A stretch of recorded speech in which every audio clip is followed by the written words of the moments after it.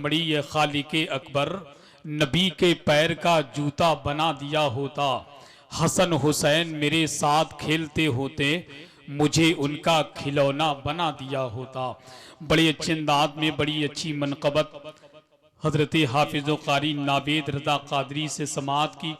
मैं जिस शख्सियत का सरे शाम से जिक्र कर रहा था वो मुरादाबाद की अनमोल शख्सियत मिंबर शरीफ पर पूरी शान खिताबत के साथ तशरीफ फरमा हो चुकी है, जिसको दुनिया खतीब अहले सुन्नत तर्जुमानी मसल की आला हजरत हजरत अल्लामा कारी इकबाल अहमद रज़वी, जिनका ताल्लुक मुरादाबाद की मुक़द्दस ज़मीन से है।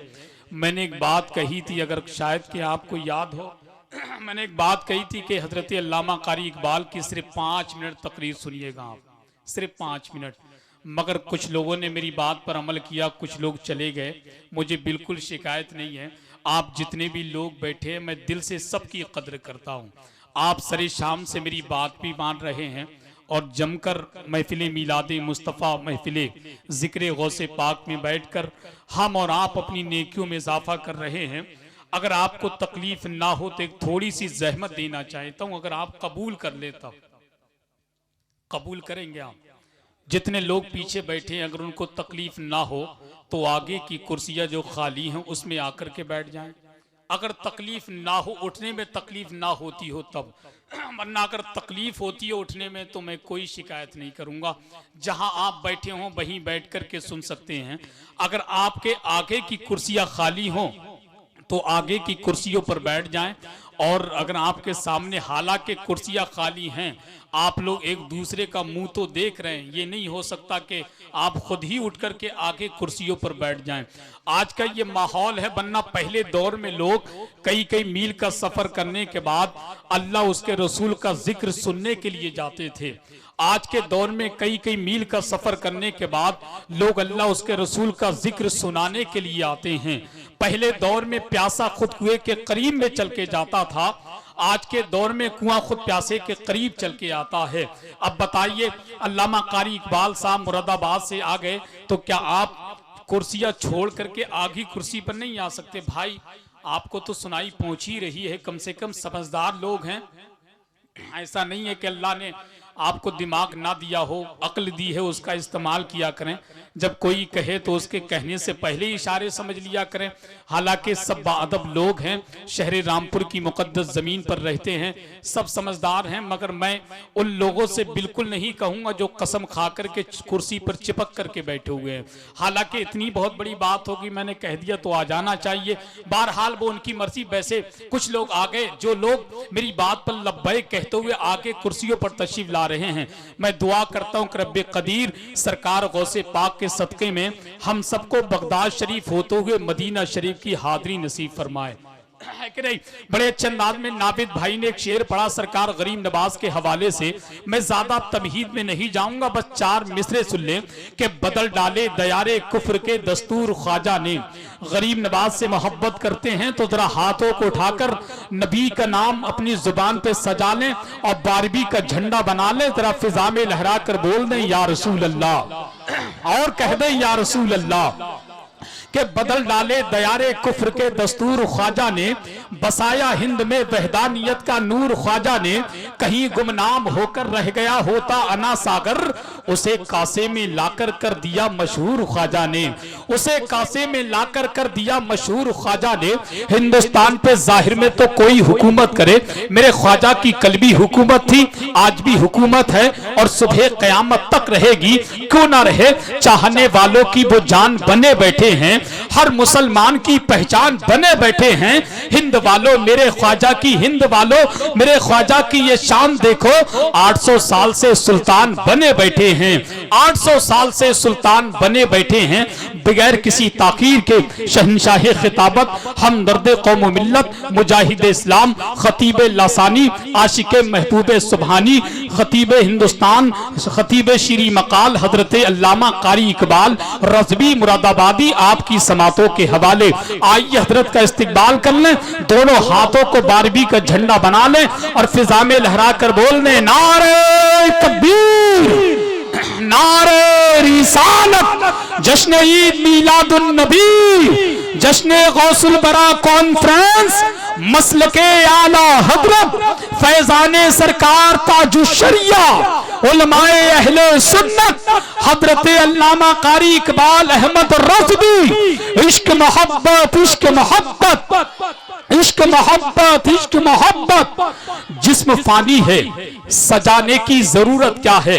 ये शेर अल्लामा कारी इकबाल साहब की मौजूदगी में पढ़ रहा हूं, शेर सुन लें और सबक हासिल करें कि जिस्म फानी है सजाने की जरूरत क्या है।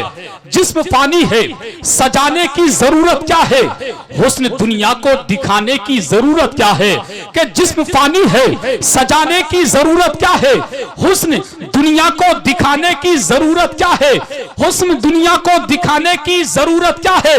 और ऐसे आमाल करो, ऐसे आमाल करो कि रूह से खुशबू आए, इत्र कपड़ों में लगाने की जरूरत क्या है। अलमरउ मअ मन अहब्बा सदक़ल्लाहुल अज़ीम। गौसे आज़म बमने बेसरू सामा मददे क़िबला-ए दी मददे काबा-ए ईमा मददे बगिरदाबे बला उफ्तादा कश्ती मदद कुनिया मुईनुद्दीन चिश्ती क़ादरी अपना रहे या गौसे आज़म भी सनम मुझे शेख अहमद रज़ा खां क़ुत्बे आलम भी सनम। तेरी सरकार में लाता है रज़ा उसको शफी, जो मेरा गौस है और लाडला बेटा तेरा। बहुत बहुत मुबारकबाद के लायक हैं सरजमीने कैसरपुर के वो गयूर मुसलमान जिन्होंने अपने नबी और औलाद नबी के नाम का जलसा सजा के पूरी दुनिया को ये पैगाम दे दिया। अगरचे नबी की विलादत को 1500 साल गुजर गए, मगर उनकी विलादत के महीने की याद आज भी हमारे सीनों में जिंदा है। मैं दिल से दुआ करता हूँ अल्लाह इन जवानों की जवानी को सलामत रखे, गांव में बेपना खुशहाली अता फरमाए। जो लोग रात के इस वक्त में यहाँ बैठे हैं, परवरदिगार आलम जो मांगा है वो भी अता फरमा, और जो इनके दिलों में नेक तमन्नाएं हैं वो भी अता फरमा।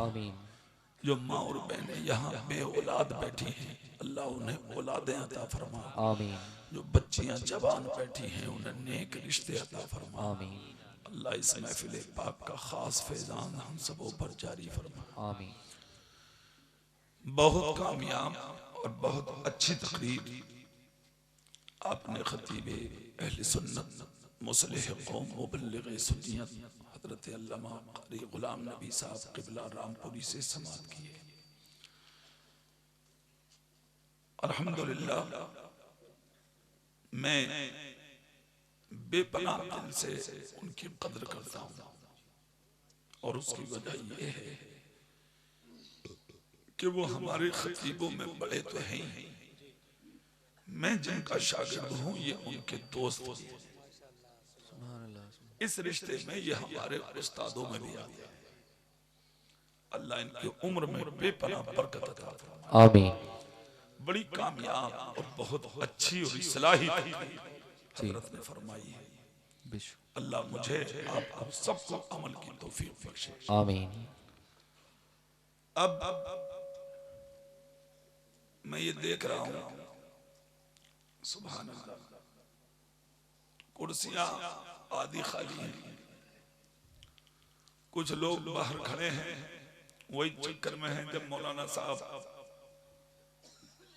5-6 मिनट देख लो, काम सही चलेगा तो अंदर चलेंगे, वरना यहीं से काम चला के अपने निकल लो। जी चाहे तो आ जाओ, काम तो ऐसे ही चलेगा जैसे चल जाए। जी साफ बात है, मगर उम्मीद करूंगा इंशाअल्लाह कुछ बातें आप तक पहुंचा दूंगा। जी अल्लाह मुझे हक बोलने और आपको हक पर अमल करने की तौफीक अता फरमाए। आमीन आमीन। मोहब्बत से दुरूद शरीफ पढ़ लें आप। अल्लाहुम्मा सल्ली अला सय्यिदना व शफीना व हबीबना व मौलाना मुहम्मदिन तिब्बिल क़ुलूबि व दवाइहा व आफियतिल अब्दानि व शिफाइहा व नूरिल अब्सारि व ज़ियाइहा सल्लल्लाहु अलैहि वसल्लम। है यकीन देखना बेदार मुकद्दर होगा, है यकीन देखना बेदार मुकद्दर होगा, ख्वाब में ही सही दीदारे पैगंबर होगा। सुभान अल्लाह। जब मेरे सामने वो माहे मुनव्वर होगा, जब मेरे सामने वो माहे मुनव्वर होगा, कल्बे मुस्तर को मेरे चैन मयस्सर होगा, और उम्मते आसी को ले जाएंगे सुए जन्नत, मेरे सरकार के हाथों में वो पावर होगा। सुभान अल्लाह, सुभान अल्लाह। और मेरी गुर्बत को ना ललकारो जमाने वालों, मेरी गुर्बत को ना ललकारो जमाने वालों, वरना फिर पैदा कोई फातह खैबर होगा। और एक इनकार ने शैतान को बाहर फेंका, फिर बता नजदी भला कैसे तू अंदर होगा। एक दिन देखना दीदारे पैगंबर होगा। आज की तारीख में और इस दौरे पर फितन में, फितनों से भरे हुए दौर में आज बेपनाह जरूरत है ऐसे जलसे किए जाएं जैसा कैसरपुर के सुन्नियों ने किया है। तालीम हासिल करना हर मुसलमान मर्द औरत पर फर्ज है जी। नबी ने खुद फरमाया, तलबुल इल्म फरीज़तुन अला कुल्ले मुस्लिमिन व मुस्लिमा। इल्म दीन का हासिल करना हर मुसलमान मर्द औरत के लिए फर्ज है। अगर आदमी आलिम भी ना हो, हाफिज ना हो, कारी ना हो, मुफ्ती भी ना हो, तो इतना इल्म जरूर हो मुसलमान के पास ताकि आदमी हराम और हलाल को पहचान जाए, जायज और नाजायज को पहचान जाए, सही और गलत को पहचान जाए। औरत के पास इतना इल्म जरूर हो ताकि वो अपने शोहर के हुकूक को जान, बाप के घर कैसा रहा जाएगा जान ले, ससुराल में कैसे जिंदगी गुजारी जाएगी जान ले, अपने खुसर और सास को क्या दर्जा दिया जाएगा जान ले, कौन सा अमल करके मैं अपने ससुराल में जन्नती बन सकती हूँ ये जान ले, ये जरूरी है। और अगर इतना इल्म भी नहीं है आपके पास तो फिर आपकी जिंदगी बेकार है, किसी काम की नहीं। अब आदमी 40 साल 50 साल 60 साल 70 साल का हो गया, मदरसों में जाने की मोहलत तो है ही नहीं आपको। जो कौम मस्जिद में ना जाए वो कौम मदरसे में क्या जाएगी, और जो कौम मदरसों में ना जाए वो खानकाहों में क्या जाएगी। तो इसलिए हमारे बुजुर्गों का एक हसीन रास्ता ये भी है कि एक रात का जलसा हो जाता, उसमें 2-4 उलमा आते हैं, दीन की कुछ बातें आप तक पहुंचा देते हैं और आप उनको बैठकर सुन लेते हैं। पता नहीं कौन सी दीन की बात आपके दिल पे असर कर दे और आपकी दुनिया और आखिरत दोनों सलामत हो। समझ रहे हैं आप? आपका जलसा बहुत कामयाब, जरूरत है हम आज के जमाने में दीन सुने, दीन समझें और दीन पर अमल करें। अगर हमने आज भी दीन ना समझा और दीन ना सुना और दीन की समझ अगर आज भी हमने दिलों में जिंदा ना की तो हमारी दुनिया और आखिरत दोनों सलामत तबाह बर्बाद हो सकती है। आज पूरी दुनिया में आप नजर डालिए, पूरी दुनिया में तो आज आपके खिलाफ साजिशें रची जा रही हैं जी। जल्दी आ रही है भैया, एक तो हो बहुत और उनमें भी चल दिए। सुभान अल्लाह बोलो, सुभान अल्लाह, जरा पूरी ताकत से कह के दिखाओ, सुभान अल्लाह। हाथ उठाकर नबी का नाम लेके दिखाओ, जोर से पूरी ताकत से। या रसूल अल्लाह। पूरी दुनिया में आज तुम्हारे खिलाफ साजिशें हैं, खासकर मुल्क में। आप देखें पहले दीन का काम करना कोई मुश्किल नहीं था, आज की तारीख में दीन का काम करना बहुत मुश्किल है। हम आप 2-4 साल पहले जलसा कराते थे, कोई परमिशन नहीं, कोई थाने चौकी में इत्तला नहीं। आज अगर जलसा कराओ तो परमिशन लो, थाने में इत्तला दो, चौकी में बताओ, इधर बताओ उधर बताओ, तब कहीं जाके जलसा। अरे बोलो ऐसा है नहीं? 2-4 साल पहले ऐसा कुछ भी नहीं था। आज आप कुरान पढ़ें तो परमिशन, नबी का मीलाद पढ़ें तो परमिशन, कोई नेक महफिल आप कहीं पे सजाएं तो परमिशन, जीना मुश्किल है हमारा आज के जमाने में, बहुत मुश्किल है जीना। आप नजर डालिए, हर जगह आज मेरी और आपकी इज्जत पर डांके डाले जा रहे हैं। टोपी वाला अगर कहीं देख लिया मारो इसे, दाढ़ी वाला अगर कोई देख लिया मारो इसे। मस्जिदें तुम्हारी छिन गई, मदरसे तुम्हारे छिन गए, खानकाहें तुम्हारी छिन गई, इज्जतें आज तुम्हारी लूट ली गई। तुम्हारी आंख के सामने तुम्हारी बेटी की इज्जत लूटी जाती है, तुम हाथ बढ़ा के बचा नहीं सकते। तुम्हारी आंख के सामने तुम्हारी बहन की इज्जत लूटी जाती है, तुम हाथ बढ़ा के अपनी बहन की इज्जत को बचा नहीं सकते। नालियां मुल्क की तुम्हारे खून से भरी हुई है, मुल्क की दीवारों पर तुम्हारे खून के छींटे नजर आ रहे हैं। क्या है ये सब? क्या है ये सब? अगर आप जबान खोलेंगे निशाने पर आप कुछ बोलेंगे निशाने पर आप हक की आवाज उठाएंगे, आपसे बड़ा कोई मुजरिम नहीं है फिर मुल्क में। आज ये हाल है हमारे मुल्क का। आपने कभी सीने पर हाथ रखकर यह भी सोचा कि ये सब कुछ हमारे साथ में हुआ क्यों? सोचा है आपने कभी? कभी बैठकर घर में नजर दौड़ाई है आपने? कभी इन चीजों पर गौर किया है आपने कि आप क्या थे और क्या हो गए? आप नजर उठाएं, कुतुब मीनार की बुलंदी को देखें, पुकार कर कहेगी मैं तुम्हारा हूं। बेशक, सुभान अल्लाह। लाल किले की इमारत देखो, पुकार कर कहेगी मैं तुम्हारा हूं। बेशक। मोहब्बत की यादगार ताजमहल देखो, पुकार कर कहेगा मैं तुम्हारा हूं। कश्मीर से लेकर कन्याकुमारी तक जिस जगह में आप नजर डालेंगे, हर जहत का जर्रा पुकार कर कहेगा मैं तुम्हारा हूं। मगर आज तुम्हारे हाथ में कुछ भी नहीं है। लंका, बांग्लादेश, पाकिस्तान, हिंदुस्तान जब मिलकर के जब एक मुल्क था तो हुकूमत इस पर किसी गैर की नहीं, मोहम्मद मुस्तफा के गुलाम। वाह वाह वाह वाह। आज हुकूमत तो अलग, हुकूमत तो बहुत अलग। आज तुम्हारे हिस्से खत्म कर दिए इस मुल्क में, कुछ भी नहीं है तुम्हारे हाथ में।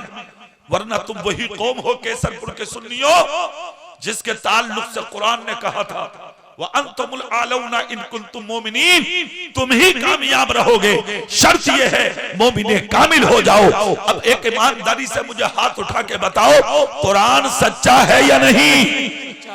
जोर से पूरी ताकत से बोलो, कुरान सच्चा है या नहीं?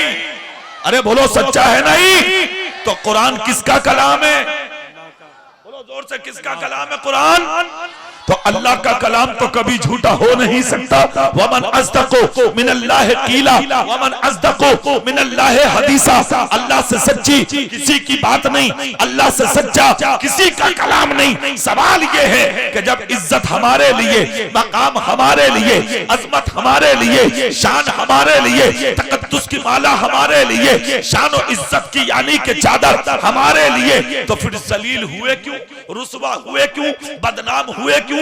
तबाह हुए क्यों? आज हमारी इज्जत जूतियों में रौंदी क्यों गई? कुरान तो सच्चा है, कल भी सच्चा था, आज भी सच्चा है, कयामत तक सच्चा रहेगा। अल्लाह का वादा कभी झूठा नहीं हो सकता। इज्जत देने का वादा अल्लाह ने किया है। तुम ही गालिब रहोगे, तुम ही कामयाब रहोगे, तुम ही इज्जतदार रहोगे। शर्त यह है कि तुम मोमिने कामिल हो जाओ। तो जाहिर है हम मुसलमान हैं, मगर आओ कहीं ना कहीं खोट तो जरूर है। हम ईमान वाले हैं, कहीं ना कहीं कमी तो जरूर है। अगर कमी न होती तो इज्जत तो ईमान वालों के लिए है, मकाम ईमान वालों के लिए है, शोहरत के हार ईमान वालों के लिए है। इज्जत लूटी क्यों? बर्बाद हुए क्यों? तबाह हुए क्यों? सीने पर हाथ रख के तकरीर का ये चैप्टर जरूर आप सीने पर कंधा करके अपने घरों में दाखिल हो और रात को बिस्तर पर लेटकर जब चंद मिनट फजर की अज़ान तक तुम्हें मिले तो मेरी तकरीर के बारे में जरूर सोचना कि मौलाना मुरादाबाद से आए, क्या हुआ? अल्लाह का वादा तो सच्चा है। जलील हुए क्यों? अल्लाह का वादा तो सच्चा है। बर्बाद हुए क्यों? अल्लाह का वादा तो सच्चा है। हम लूटे क्यों? अल्लाह का वादा तो सच्चा है। घर से बेघर हुए क्यों? अल्लाह का वादा तो सच्चा है। मस्जिदें छिनी क्यों? अल्लाह का वादा तो सच्चा है। मदरसे छिने क्यों? अल्लाह का वादा तो सच्चा है। खानकाहें लूटी क्यों? अल्लाह का वादा तो सच्चा है। टोपी वाले मर्डर किए क्यों गए? अल्लाह का वादा तो सच्चा है, दाढ़ी वाला मारा क्यों गया, अल्लाह का वादा तो सच्चा है, मेरी बेटी की इज्जत लूटी क्यों गई, अल्लाह का वादा तो सच्चा है, मेरी बहन की इज्जत का जनाजा निकाला क्यों गया, अल्लाह का वादा तो सच्चा है, मुल्क की हिस्सेदारी हमारी खत्म क्यों की गई। जब आप सोचेंगे, फैसला करेंगे तो पता ये लगेगा इसमें कमी किसी और की नहीं, कमी मेरी है, कमी तेरी है, कमी आपकी है। आप कहोगे कैसे, तो कुरान कहता है मा असाबकुम मिन मुसीबतिन फबिमा कसबत अयदीकुम व याफू अन कसीर। तुझे जो आज ये दिन देखने मिला है, ये सारी की सारे करतूत तेरी है, ये तेरे हाथों की कमाई है। अगर तू सच्चा बन जाता तो दुनिया की कामयाबियां तेरे कदमों में।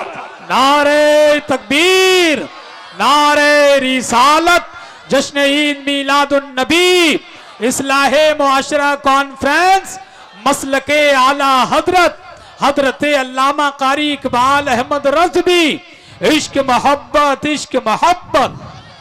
तेरा हाल बहुत कौन सा तकीका छोड़ रहे हो तुम। जिंदाबाद। दुकान पे बैठा है तो झूठ, जी सही। मकान में बैठा है तो झूठ, मार्केट में बैठा है तो झूठ, खेत में है तो झूठ, रिश्तेदारी में है तो झूठ, दोस्तों में है तो झूठ, माँ के सामने है तो झूठ, बीवी के सामने है तो झूठ, जहां बैठा है वहां झूठ। तू तो वो कौम है, तूने अपनी सच्चाई से बड़े बड़े अच्छों के सर झुकाए हैं। बेशक बेशक, सुभान अल्लाह, हक है। तेरी सच्चाई से अदालतें हिल जाती थी, सही बात है। और आज तेरे झूठ से घर के घर बर्बाद हो रहे हैं। बर्बाद हो रहे हैं। तेरे झूठ ने घरों को तबाह कर दिया, तेरे झूठ ने घरों को बर्बाद कर दिया, तेरे झूठ ने कितने लोगों को आज घर से बेघर कर दिया, तेरे झूठ ने कितनों की जिंदगी को तबाह करके रख दिया। तू झूठ बोलता है, तेरा पड़ोसी कैद में जाता है, तू झूठ बोलता है, तेरा रिश्तेदार जेल में जाता है, तू झूठ बोलता है, तेरा गांव वाला जेल जाता है, तू झूठ बोलता है, आज तेरे फला मोहल्ले का इंसान जेल में जाता है। अगर कोई बीमार पड़ा है तुझे हंसी आती है, कोई गरीब होता है तुझे हंसी आती है, किसी की बहन बेटी की इज्जत जब लुटती है तुझे हंसी आती है, जब किसी के माँ बाप जलील होते हैं तुझे हंसी आती है, फिर भी ये कहता है मैं ईमान वाला हूं। नहीं, कहीं ना कहीं तेरे ईमान में खोट है, खोट। खुदा की कसम, ईमान वाला जो अपने लिए पसंद करेगा वही अपने हर मुसलमान भाई के लिए पसंद है। बेशक बेशक। इसलिए कि ये सबक उसको किसी के बाप का नहीं दिया, बल्कि ये सबक उसे उसके रसूल ने। क्या बात है, वाह वाह वाह, बहुत अच्छा। तेरा हाल जी, अगर बहुत पड़ोसी अच्छा। बीमार हो जा पड़ोसी जी, तो उसकी अयादत नहीं करते हो, सही बात। खबरें भेजते हो, उससे पूछ लो मकान कब बेचेगा। अल्लाहु अकबर। हाँ, जी, किसी की बेटी अगर गलत कदम उठा दे तो बजाय उसके के जाके उससे तसल्ली और तशफ़ी दे, हम उसकी इज्जत के जनाजे निकालते हैं। जी सही बात। किसी की मुश्किल पर हंसने वाले, किसी की जिंदगी पर तमस्कुर करने वाले, किसी की गरीबी पर हंसने वाले, हंसे मत। अल्लाह कादिर मुतलक है, कादिर मुतलक है। जिसने तुझे दौलत दी है वो तुझे भिखारी भी बना देगा, बेशक हक है। जिसने तुझे मालदार बनाया है वो तुझे गरीब भी बना देगा, जिसने तुझे चलने के लिए पैर दिए हैं वो तुझे अपाहिज भी बना देगा, जिसने हाथ दिए हैं वो मोहताज भी बना देगा, जिसने आंखें दी हैं वो तुझे अंधा भी बना देगा। इतराने की कोशिश मत कर, गुरूर मत कर जिंदगी पे, घमंड मत कर जिंदगी पे। अगर अच्छा मकान बना लिया, पड़ोसी को जीने नहीं देते, कार खरीद ली, रिश्तेदारों को यानी कि टाका टालने की कोशिश अपनी ससुराल में करते हैं। चंद सिक्के कमा लिए तो चंद सिक्के कमाने के बाद घमंडी की जिंदगी, मुतकब्बिर होकर जिंदगी, तकब्बुर करके जिंदगी आज हम गुजारते हैं। अपने आप को मुसलमान कहता है तू, अबे नादान कहीं के, जिसके हाथ से पड़ोसी को तकलीफ हो, जिसकी जबान से पड़ोसी को तकलीफ हो, जिसकी जिंदगी से पड़ोसी को तकलीफ हो, जिसके अमल से रिश्तेदार को तकलीफ हो, खुदा की कसम वो इंसान कभी कामयाब नहीं हो सकता। अच्छा इंसान वो होता है जिसकी जबान और जिसके हाथ से पड़ोसी की जिंदगी खूबसूरत बन जाती है। नारे तकबीर, नारे रिसालत, पैगामे मजहब इस्लाम, इस्लाहे मुआशरा कॉन्फ्रेंस, मसलके आला हजरत अजहरी कमेटी, हजरत अल्लामा कारी इकबाल अहमद रज़वी। नारे तकबीर। जिंदगी में सुधार पैदा कर। जी तुम क्या थे और क्या हो गए, सुनो। जी कल का हाल ये था, अगर कोई पड़ोसी तकलीफ में होता था, जी तुम ही वो कौम हो के खुद नहीं खाते थे, पड़ोसी को खिलाते थे। जी बेशक हक है। कोई रिश्तेदार अगर मुश्किल में होता था, जी तुम पहनना गवारा नहीं करते थे, अपने रिश्तेदार को पहनाते थे। और यही सबक तुम्हें तुम्हारे नबी ने दिया। जी बेशक सुभान अल्लाह। आज से 1500 साल पहले मक्के मदीने की टूटी चटाई पर बैठने वाले उस पैगंबर ने कहा था, ऐ लोगों, तुम मेरा कुर्ब उसी वक्त हासिल कर सकते हो, कोई प्यासा मिले पानी पिला दो, हम कयामत के दिन तुम्हें हौज़े कौसर के जाम अता करेंगे। कोई भूखा मिले उसे खाना खिला दो, हम कयामत के दिन तुम्हें जन्नत के खाने अता करेंगे। कोई नंगा मिले तो उसे कपड़ा पहना दो, हम कयामत के दिन तुम्हें जन्नत के जोड़े अता करेंगे। कोई भटका हुआ मिले तो उसका हाथ पकड़ के उसके दरवाजे तक पहुंचा दो, हम कयामत के दिन तुम्हारा हाथ पकड़ के तुम्हें जन्नत में दाखिल करेंगे। सुभान अल्लाह। ये सबक तुम्हारे नबी ने दिया था। आप तो फांस रहे हो। अरे बोलो भाई। हाँ, किसी सूरत से फंसे पड़ोसी और मदीना आ रहा, जब तक वो फंस ना रहा। सही बात है। अगर किसी की औलाद को मुश्किल होगी तो क्या तेरी जिंदगी अच्छी बनेगी? किसी की बीवी तड़पेगी, क्या तेरी जिंदगी अच्छी बनेगी? नादान, अपनी जिंदगी में सुधार पैदा कर। जो सबक तेरे नबी ने दिया था उस सबक पर अमल कर। और वो सबक क्या था? वो चैप्टर तारीख का एक सुन ले। अगर किसी मुसलमान पर मुश्किल आती थी ना, तो मुसलमान तड़प जाता था। किसी मुसलमान पर परेशानी आती थी तो मुसलमान तड़प जाता था, इसलिए कि ये जाम उसे उसके नबी ने पिलाया था। आज तुम हंस रहे हो, तुम ठिट्ठे कर रहे हो, तुम तो फंसवा रहे हो। फंसे किसी सूरत से।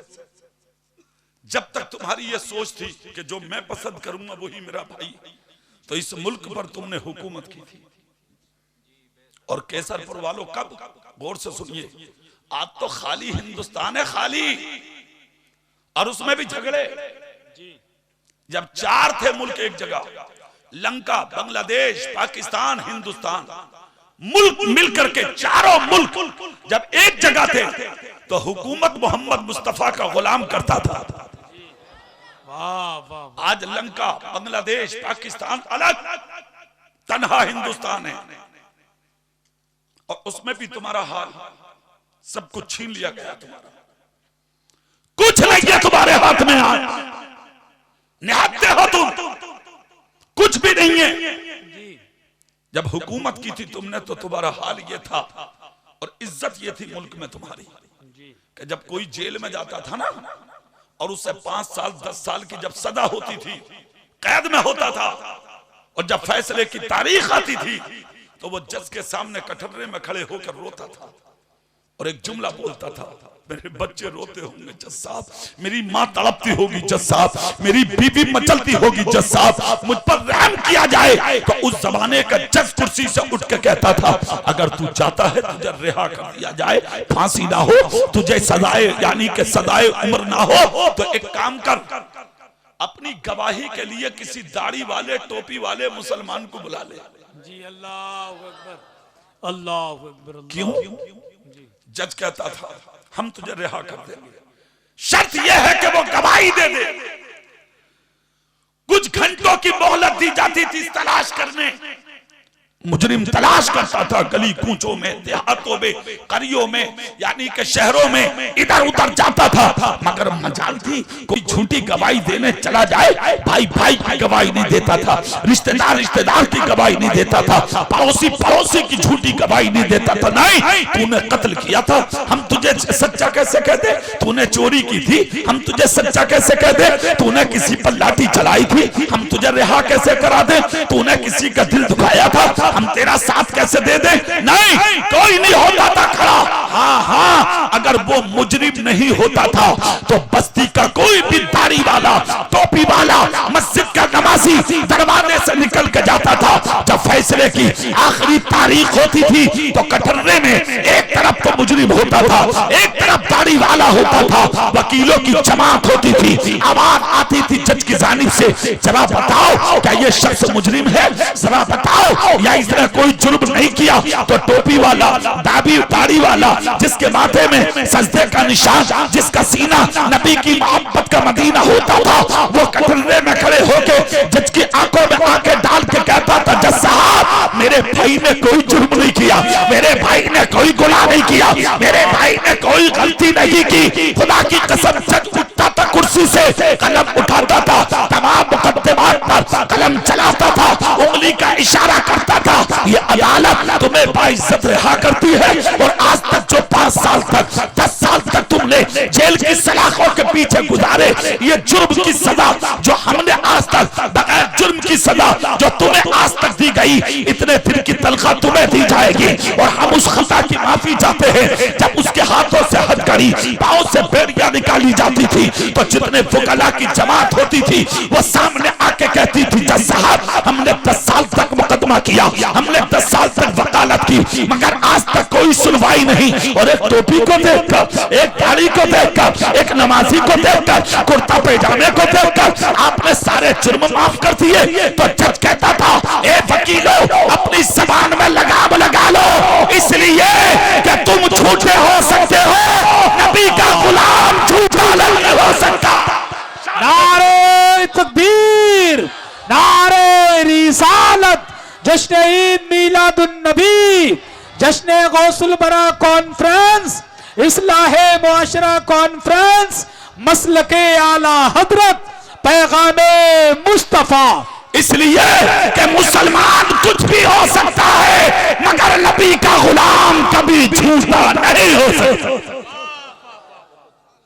जोर से बोलो और जोर से। ये थे तो आज तो 50 रुपए में झूठ बुलवा लो। अगर मुकदमे चलना है ना तो कचहरी में जाने, चलो हम चल रहे हैं, मगर एक शर्त है। बोले क्या? बोले बिरयानी खाएंगे। ले एक प्लेट बिरयानी में झूठ बोल दिया उसने। अजीब जिंदगी तेरी, हाँ अजीब जिंदगी तेरी। कसम अल्लाह की तू उसी नबी का गुलाम है जिसने तुझे भूखा रहने के तुझे एक पैगाम दिया है तेरे नबी ने कि तू भूखा रह ले, मगर जिंदगी में कभी झूठ मत बोल। जोर से बोलो, प्यासा रह ले, झूठ मत बोल। एक रोटी की जगह आधी रोटी खाकर जिंदगी गुजार ले, मगर झूठ मत बोल। इसलिए कि अल्लाह झूठों का साथ नहीं देता, अल्लाह सच्चों का साथ देता। क्या बात है, अरे बोलो जोर से, सुभान अल्लाह। मिनट में झूठ को तो कुछ समझ ही नहीं रहे। हाँ घर में बैठा फोन आ गया, हेलो कहाँ हो? रामपुर में हूं। बैठा घर में, ले अजीब आदमी है, क्या मुसीबत है तुझे अगर तू ये कह दे कि मैं अपने घर में हूं? कोई हथकड़ी पड़ेंगे? कोई सजा होगी? नहीं। कहाँ हो? अभी आया हूं, रामपुर में हूं। और बैठा केसरपुर में, 8-10 किलोमीटर का तो फासला है। क्या बात है कि तू कह दे कि मैं अपने घर में हूं या रामपुर में हूं? अजीब जिंदगी। समझ क्या लिया तुमने झूठ को? झूठ बोलना ऐब है, जैसे कि चोरी या जिना करना वगैरह। जैसे चोरी करना गुनाह, शराब पीना गुनाह, जिना करना गुनाह, वैसे ही झूठ बोलना। तमाम बीमारियों की जड़ है झूठ। जिस दिन तू सच्चा बन गया, खुदा की कसम हिम्मत नहीं है कि तू गुनाह की तरफ कदम उठा ले। अरे जोर से बोलो, हिम्मत नहीं है। अल्लाह अल्लाह। देख रहे हैं आप, एक बात याद आ गई यहां हसन भाई। हुजूर अशरफी मियां कछोचवी की बारगाह में एक शख्स आया और उसने आकर कहा, हुजूर मुरीद कर लो। गौर से सुनिएगा। हुजूर अशरफी मियाँ ने कहा हो जाओ। जब हाथ में हाथ लिया तो उसने कहा हुजूर मुरीद तो हो जाऊंगा, एक शर्त है। बोले क्या? बोले शराब पीता हूं, पीऊंगा। तो अशरफी मियाँ जैसे पी, मुरीद भी अजीब और पीड़ तो लाजवाब। कहा हुजूर शराब पीना नहीं छोड़ूंगा। हुजूर अशरफी मियाँ मुस्कुराए, कहा अच्छा ठीक है पीना, मगर एक शर्त है, मेरे सामने मत पीना और कभी झूठ मत बोलना। कहा हुजूर ये गारंटी है, ना झूठ बोलूंगा ना आपके सामने।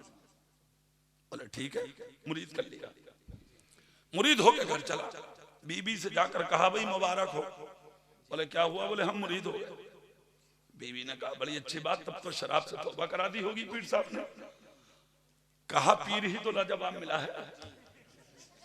बोले मतलब? बोले ये कहा शराब पीना, मगर उन्होंने एक जुमला बोला। बोले क्या? बोले मेरे सामने मत पीना और झूठ मत बोलना। तो बोले तुमने इस जुमले पर क्या कहा जब उन्होंने कहा झूठ मत बोलना? तो बोले मैंने कह दिया झूठ नहीं बोलूंगा। तो बीवी बोली तब तो ठीक है। अल्लाह अल्लाह। एक दिन, दो दिन, तीसरा दिन जब गुजरा, चौथी सुबह नमोदार हुई तो हट्टी पे पहुंचा, बाटल खरीदी और दोस्तों के साथ बाटल हाथ में जग ढक्कन खोला, गिलास में की, हाथ में गिलास लेकर मुंह के करीब लाने ही वाला था। जैसे ही चेहरा ऊपर उठा, देखा तो सामने हुजूर अशरफी मियाँ खड़े हैं। क्या बात है, वाह जोर से नहीं बोलोगे? सुभान अल्लाह। अरे और जोर से बोलो। खड़े हैं सामने, चेहरा देखा तो बाटल फेंक दी और बाटल फेंकने के बाद दोस्तों से बोला भाई सुनो। बोले क्या करें? बोले करना उड़ना कुछ नहीं है, इनसे वादा किया है मैंने कि झूठ नहीं बोलूंगा। हाँ फेंक दो। फेंक दी। घर गया, जाके बीवी से बोला भाई बाल बाल बच गए। बोले क्या हुआ? बोले ईमान से सामने आ गए थे मगर खैरियत हो गई। बोले क्या? बोले मैंने देख लिया, उन्होंने नहीं देखा। चलाक बंदे आ, कह रहे आप मैंने देख लिया मगर मियां ने नहीं देखा। इसे ये क्या खबर थी बेटे, तुझे देख के ही तो यहाँ आए हैं। जी जी जी। हाँ अल्लाह वाले होते हैं। घर पहुंच गया, रात को बाटल खरीदी, खुमार में था। बाटल हाथ में ली, डाट खोली, बीबी से बोला देख ले कोई बाहर है तो नहीं। हाँ बोली कोई नहीं। तो बोला फिर तो बाहर आ जाए। सहन में बैठ गया। जैसे ही सहन में बैठा, बस बाटल हाथ में लेके गिलास में कर ही रहा था, देखा तो दरवाजे पर हुजूर अशरफी मियाँ सलाम। सुभान अल्लाह सुभान अल्लाह। वाह अल्लाह अल्लाह। बाटल पीछे को बीवी के हाथ में दे के कहा फेंक। बोले क्यों? बोले हजरत आ गए। अल्लाह अल्लाह। बीवी ने कहा खैरियत हो गई? बोले क्या? बोले तुमने देख लिया, अभी हजरत ने नहीं देखा। बोली हाँ किस्मत बचा रही है भाई। बोले क्या? बोले मैं ही देख लूं, उस दिन भी मैंने ही देख लिया और आज भी। हाँ हजरत गायब। तीसरा दिन बयाबा में पहुंचा, जंगल में पहाड़ी की चोटी पे खड़ा हुआ, एक दरख्त की आड़ पकड़कर बाटल हाथ में लेके, गिलास भी नहीं था, बाटल से काम शुरू करने वाला था। जैसे ही मुंह को लगाना चाहता था, हुजूर अशरफी मियाँ आए और आकर इसका हाथ पकड़ा। हाथ पकड़कर कहा सच बोल। कहा हुजूर हाँ शराब है। कहा मेरे साथ? कहा हुजूर मैंने आपको देखा नहीं। इतना जब कहा तो जलाल में आ गए अशरफी मियाँ। कहा सबक अब भी हासिल नहीं किया? कहा हुजूर आज समझ में आया। बोले क्या? बोले आपको कोई बताता नहीं, आप खुद आते हैं और ये अल्लाह वाले की पहचान है। सुभान अल्लाह सुभान अल्लाह।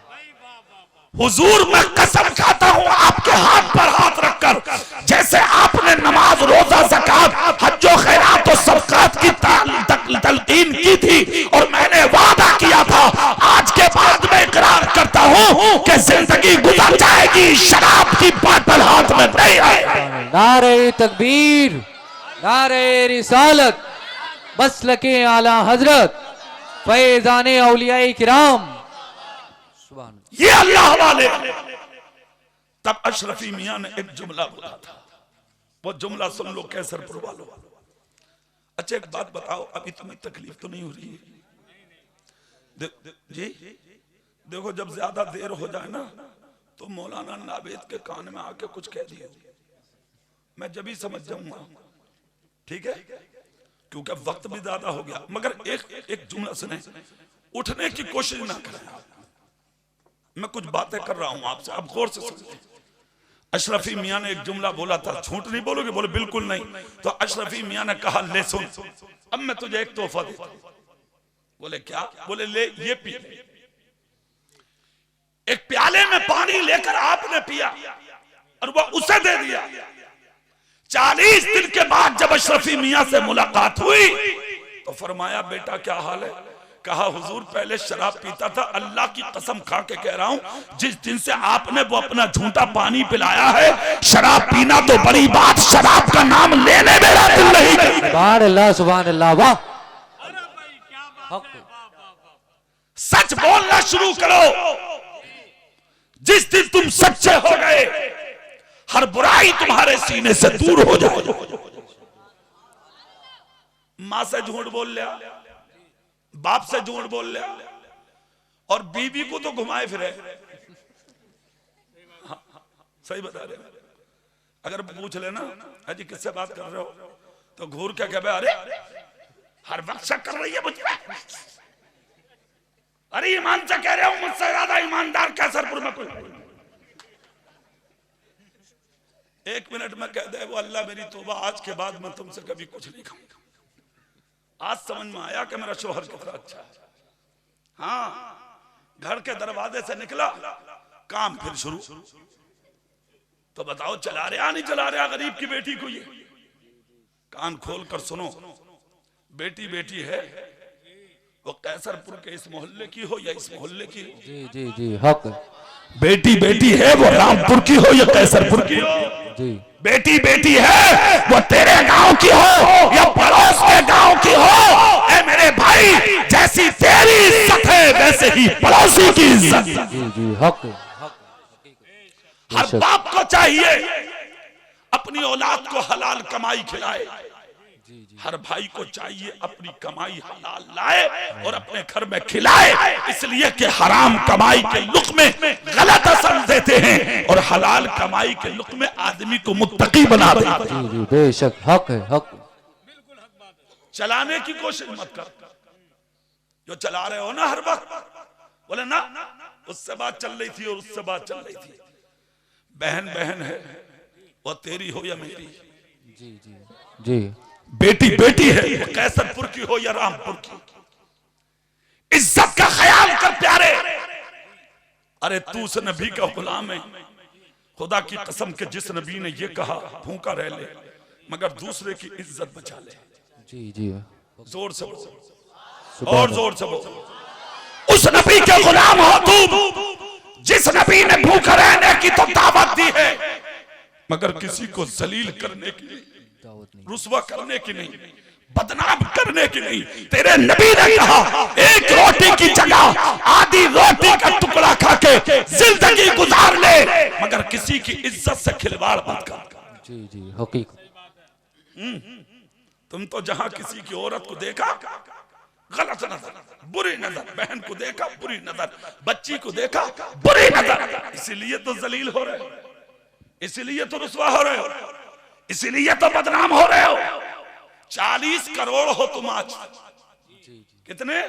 40 करोड़। और तुम्हें बताया जाता है आज भी 27 करोड़ और हो 40 करोड़। जी जी, 27 बताते हैं तुम्हें, तुम्हारी तादाद ही नहीं गिनते वो। और मैं तो ये कह रहा हूं 40 करोड़ भी वो हैं जिनके आईडी जमा है। अरे कुछ की बात कर रहे हैं हसन भाई, घर में 2-4 लोगों की आईडी है और जो एक एक घर में 7-7, 9-9, 10-10 बच्चे, अल्लाह का करम है। अगर सबकी जमा हो जाओ, ईमान से कह रहा हूं, रातों की नींदें खत्म हो जाएंगी उनकी। जी जी जी, हकीकत। मगर गिनती कुछ नहीं है तुम्हारी, गिनती कुछ नहीं है।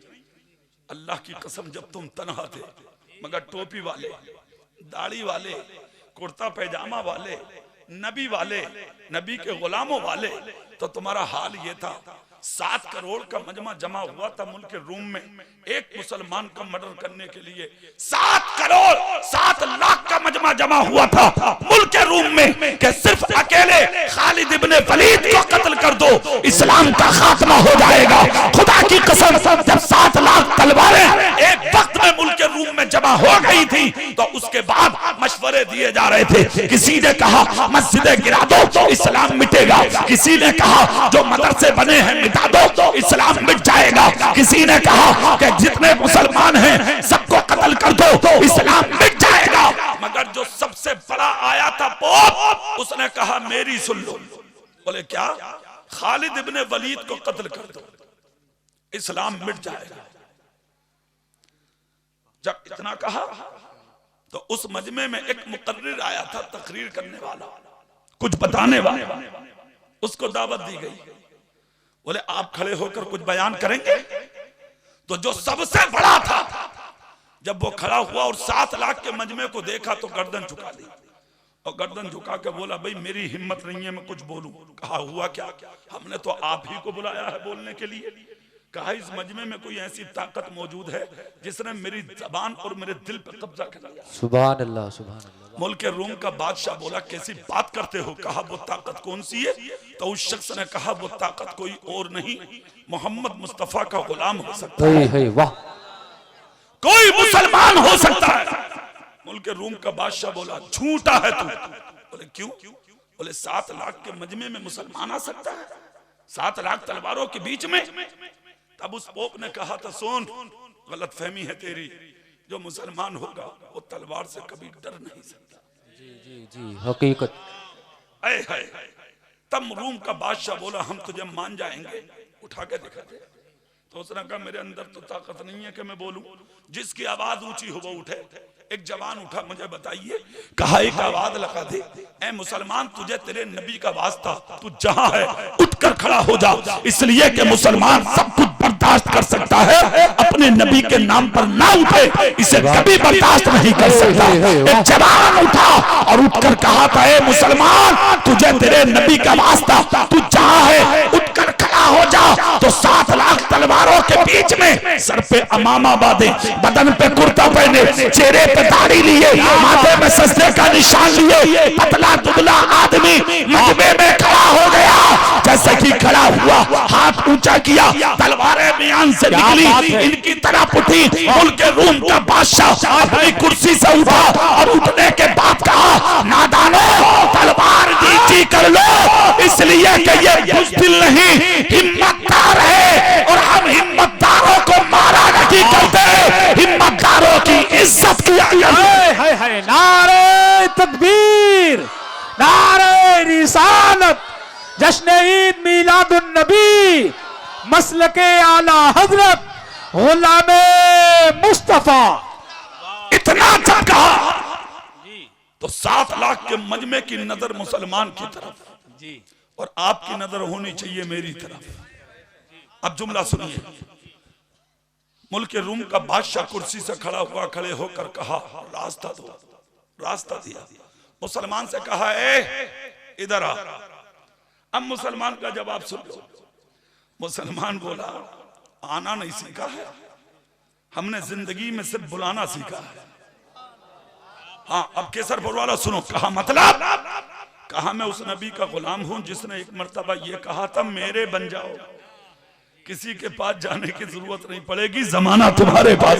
सुभान अल्लाह, सुभान अल्लाह। सच्चा गुलाम हो नबी का, मिलना है तो आजा।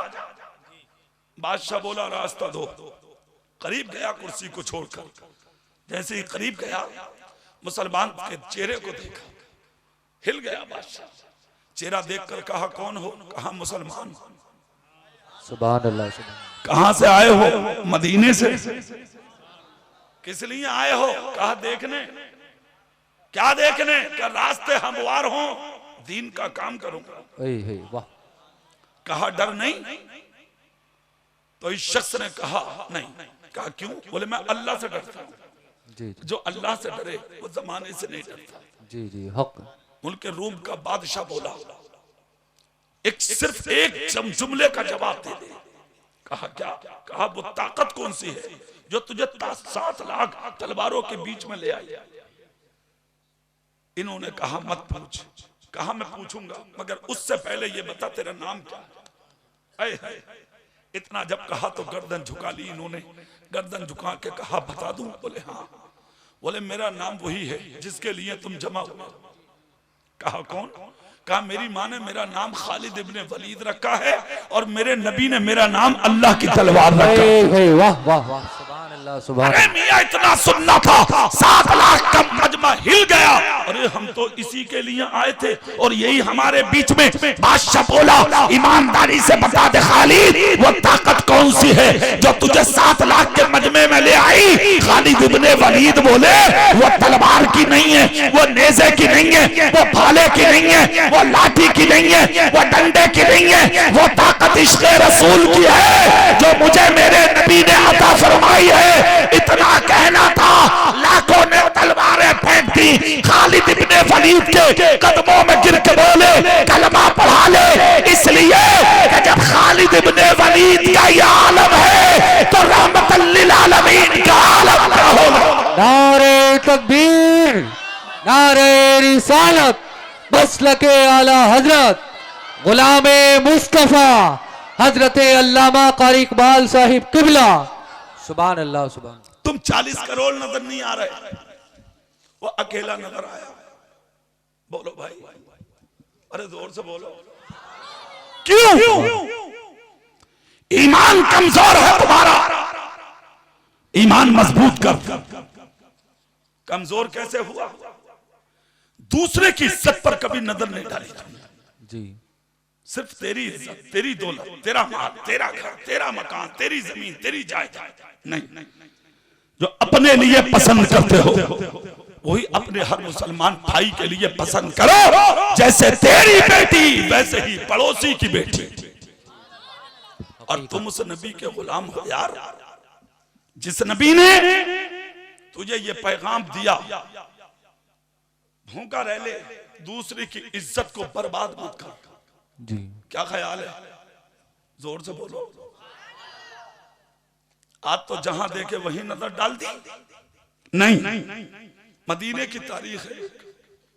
एक गैर मुस्लिम की लड़की मदीने में गुजरी, यहूदी की। जब निकल कर चली, एक गैर मुस्लिम लड़के ने देखा हसीना जा रही है, पीछा किया। जब पीछा किया तो लड़की आगे, ये लड़का पीछे, हाथ बढ़ा के उसकी इज्जत को लूटना चाहता था। अल्लाह अकबर। तो इसने जब देखा कि ये मेरी इज्जत पर हमला करना चाहता, तो लड़की की जबान से एक जुमला निकला। क्या? कि मैं मोहम्मद के मदीने में आज बदनाम होने जा रही हूं।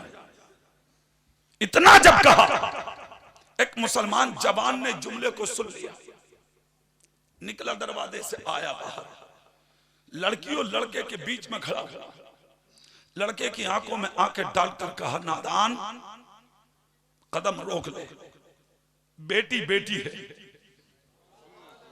दिल की आवाज, दिल की आवाज निकालो। सुभान अल्लाह। और जोर से बोलो जज़ाकल्लाह। अल्लाह हमारे बुजुर्ग की उम्र में बेपनाह बरकत अता फरमाए। आमीन।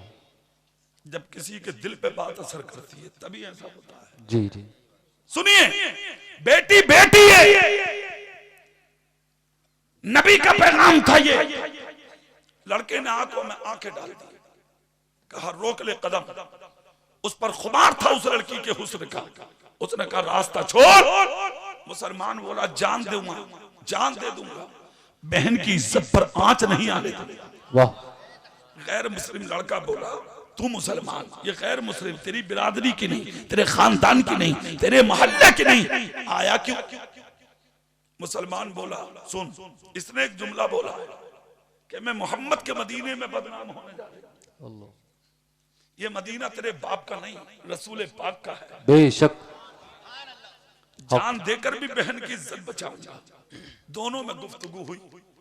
गैर मुस्लिम लड़के के कदम में लफ्जिश आई, वापस गया, मुसलमान लड़के ने लड़की को अपने साथ लिया और उसके दरवाजे तक पहुंचाया।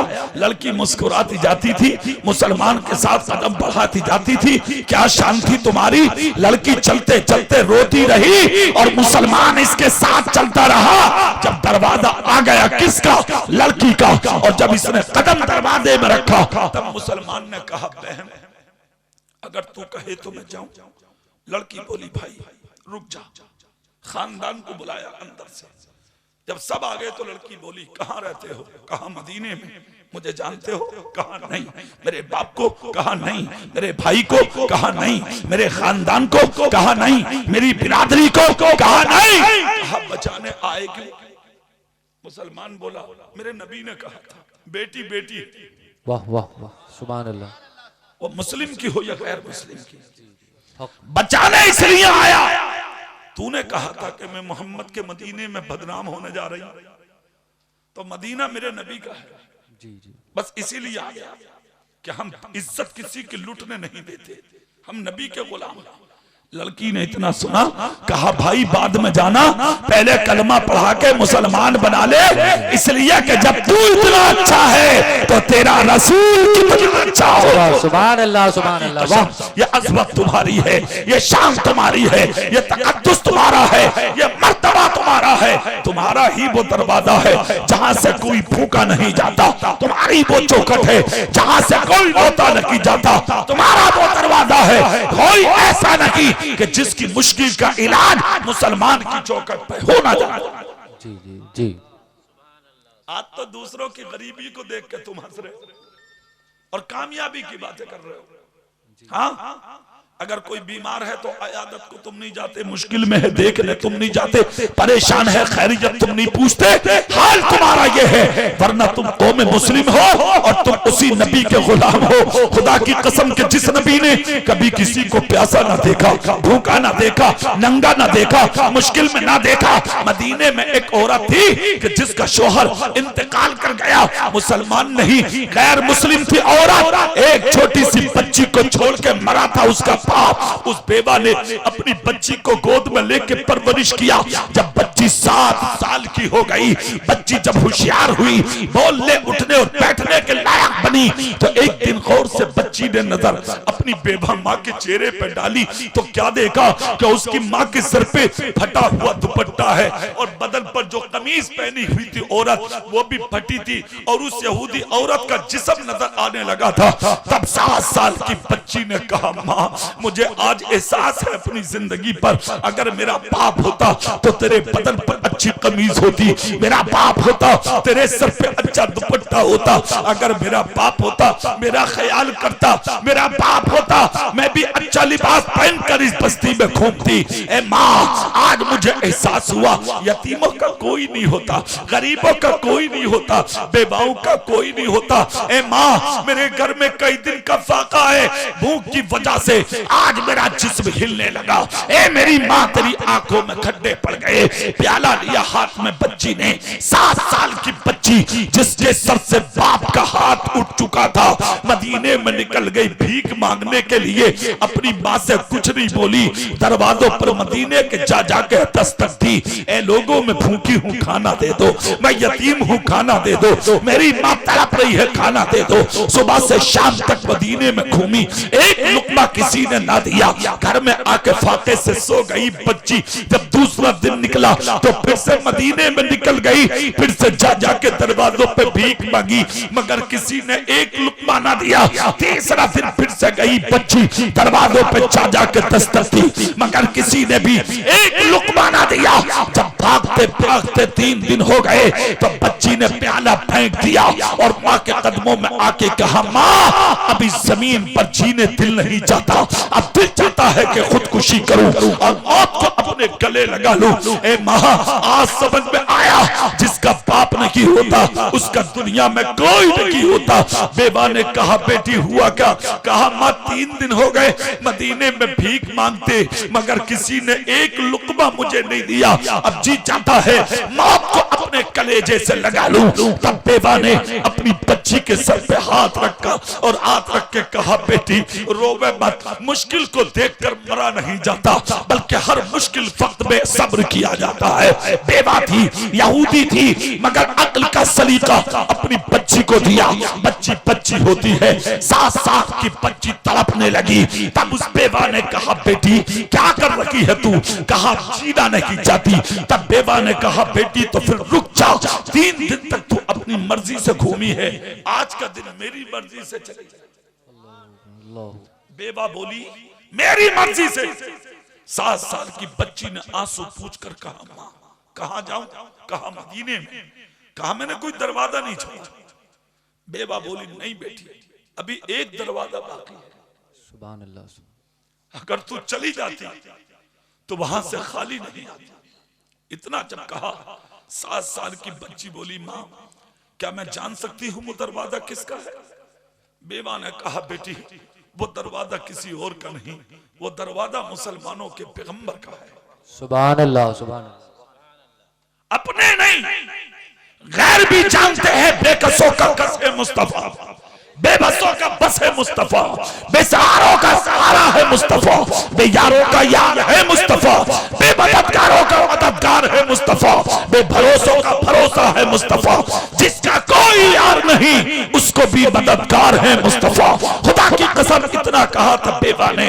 बच्ची बोली, अरे मैं गैर मुस्लिम और वो मुसलमानों के पैगंबर, क्या मुझे देंगे?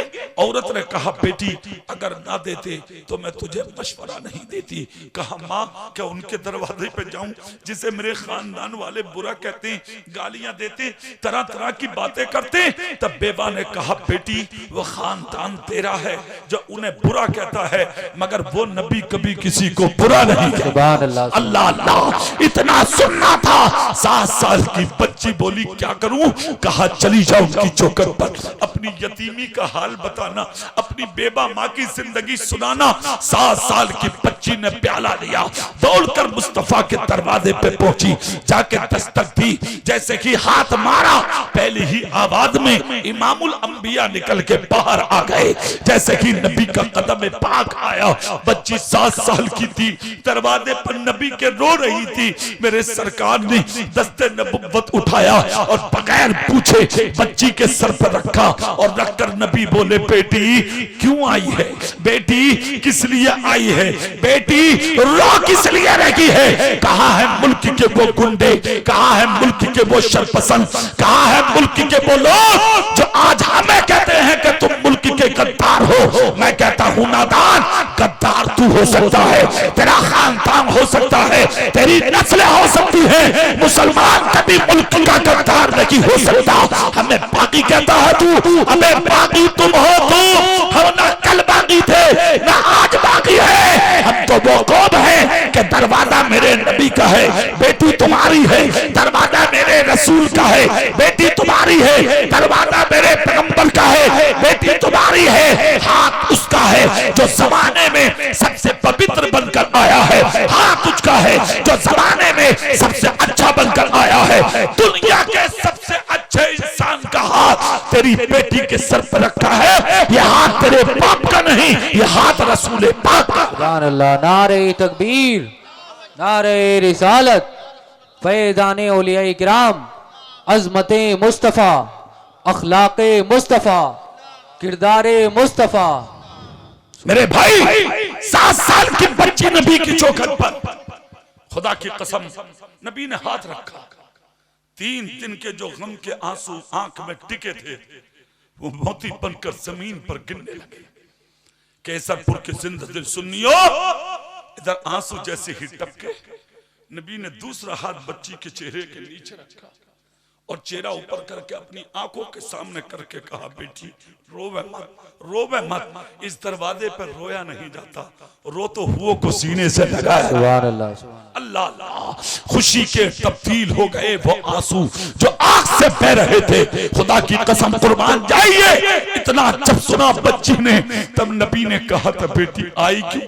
कहा, मैं मुसलमान नहीं हूँ, गैर मुस्लिम हूँ। नबी बोले, ये सब कुछ बताने की जरूरत नहीं है, आई क्यों है बोल। बच्ची बोली मेरा बाप नहीं है, मेरी माँ बेवा है, मैं यतीम हूँ, मेरे घर में कई दिन से चूल्हा नहीं जला, मेरी माँ फटी चादर ओढ़े बैठी है, मेरी माँ के जिस्म पर जो कमीज है उससे मेरी माँ का जिस्म नजर आ रहा है, मेरी माँ अपनी हया की वजह से घर से निकल कर किसी से सवाल नहीं करती, मैं 3 दिन तक मदीने में भीख मांगती रही, किसी ने एक लुकमा नहीं दिया, तब मेरी माँ ने मुझे आपकी चौखट पे भेजा और ये कह के भेजा है बेटी जा, जिसे कोई नहीं देता उसे मुसलमानों का नबी पैगंबर देता है। खुदा की कसम इतना सुनना था।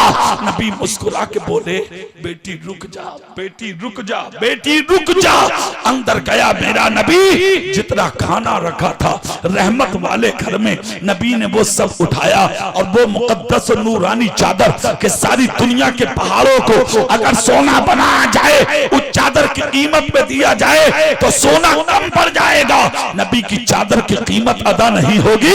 वो कीमती चादर नबी ने तय बनाई, हाथ में खाना दूसरे हाथ में चादर। नबी दरवाजे पे आए, बच्ची के हाथ में चादर थी, कहा ये तो अपनी माँ को उड़ाना और खाना दिया, कहा अपनी माँ के साथ में बैठ के खाना और सर पे हाथ रख के कहा बेटी एक बात और सुनती जाना, जब जब भूख लगे इसी दरवाजे पे आ जाना, कहीं जाने की जरूरत नहीं है, इसलिए कि ये दरवाजा खुदा ने तुम जैसे गरीबों के लिए खोला है।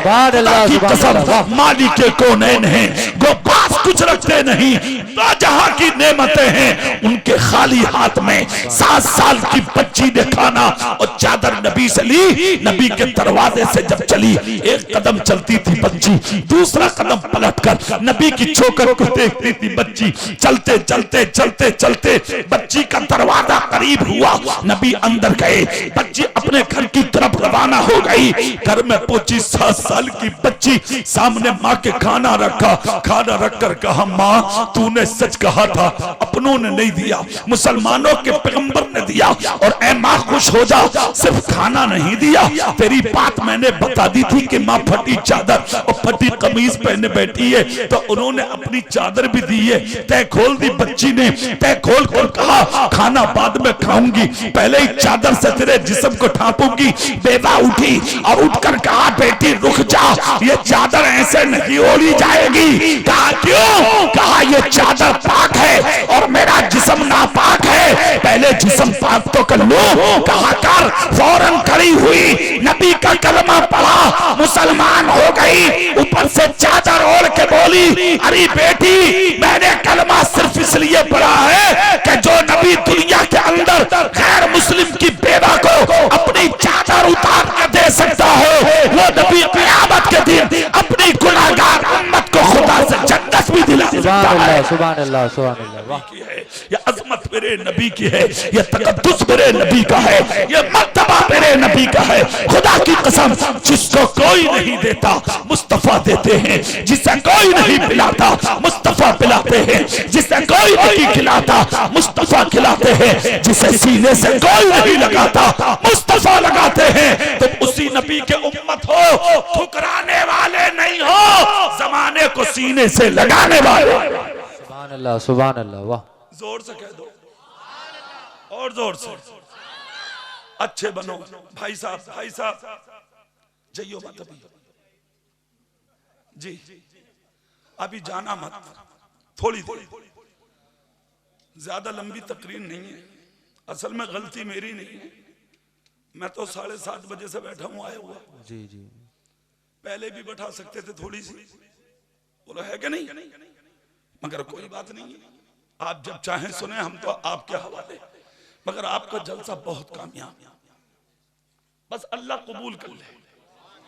अरे जोर से कह दो,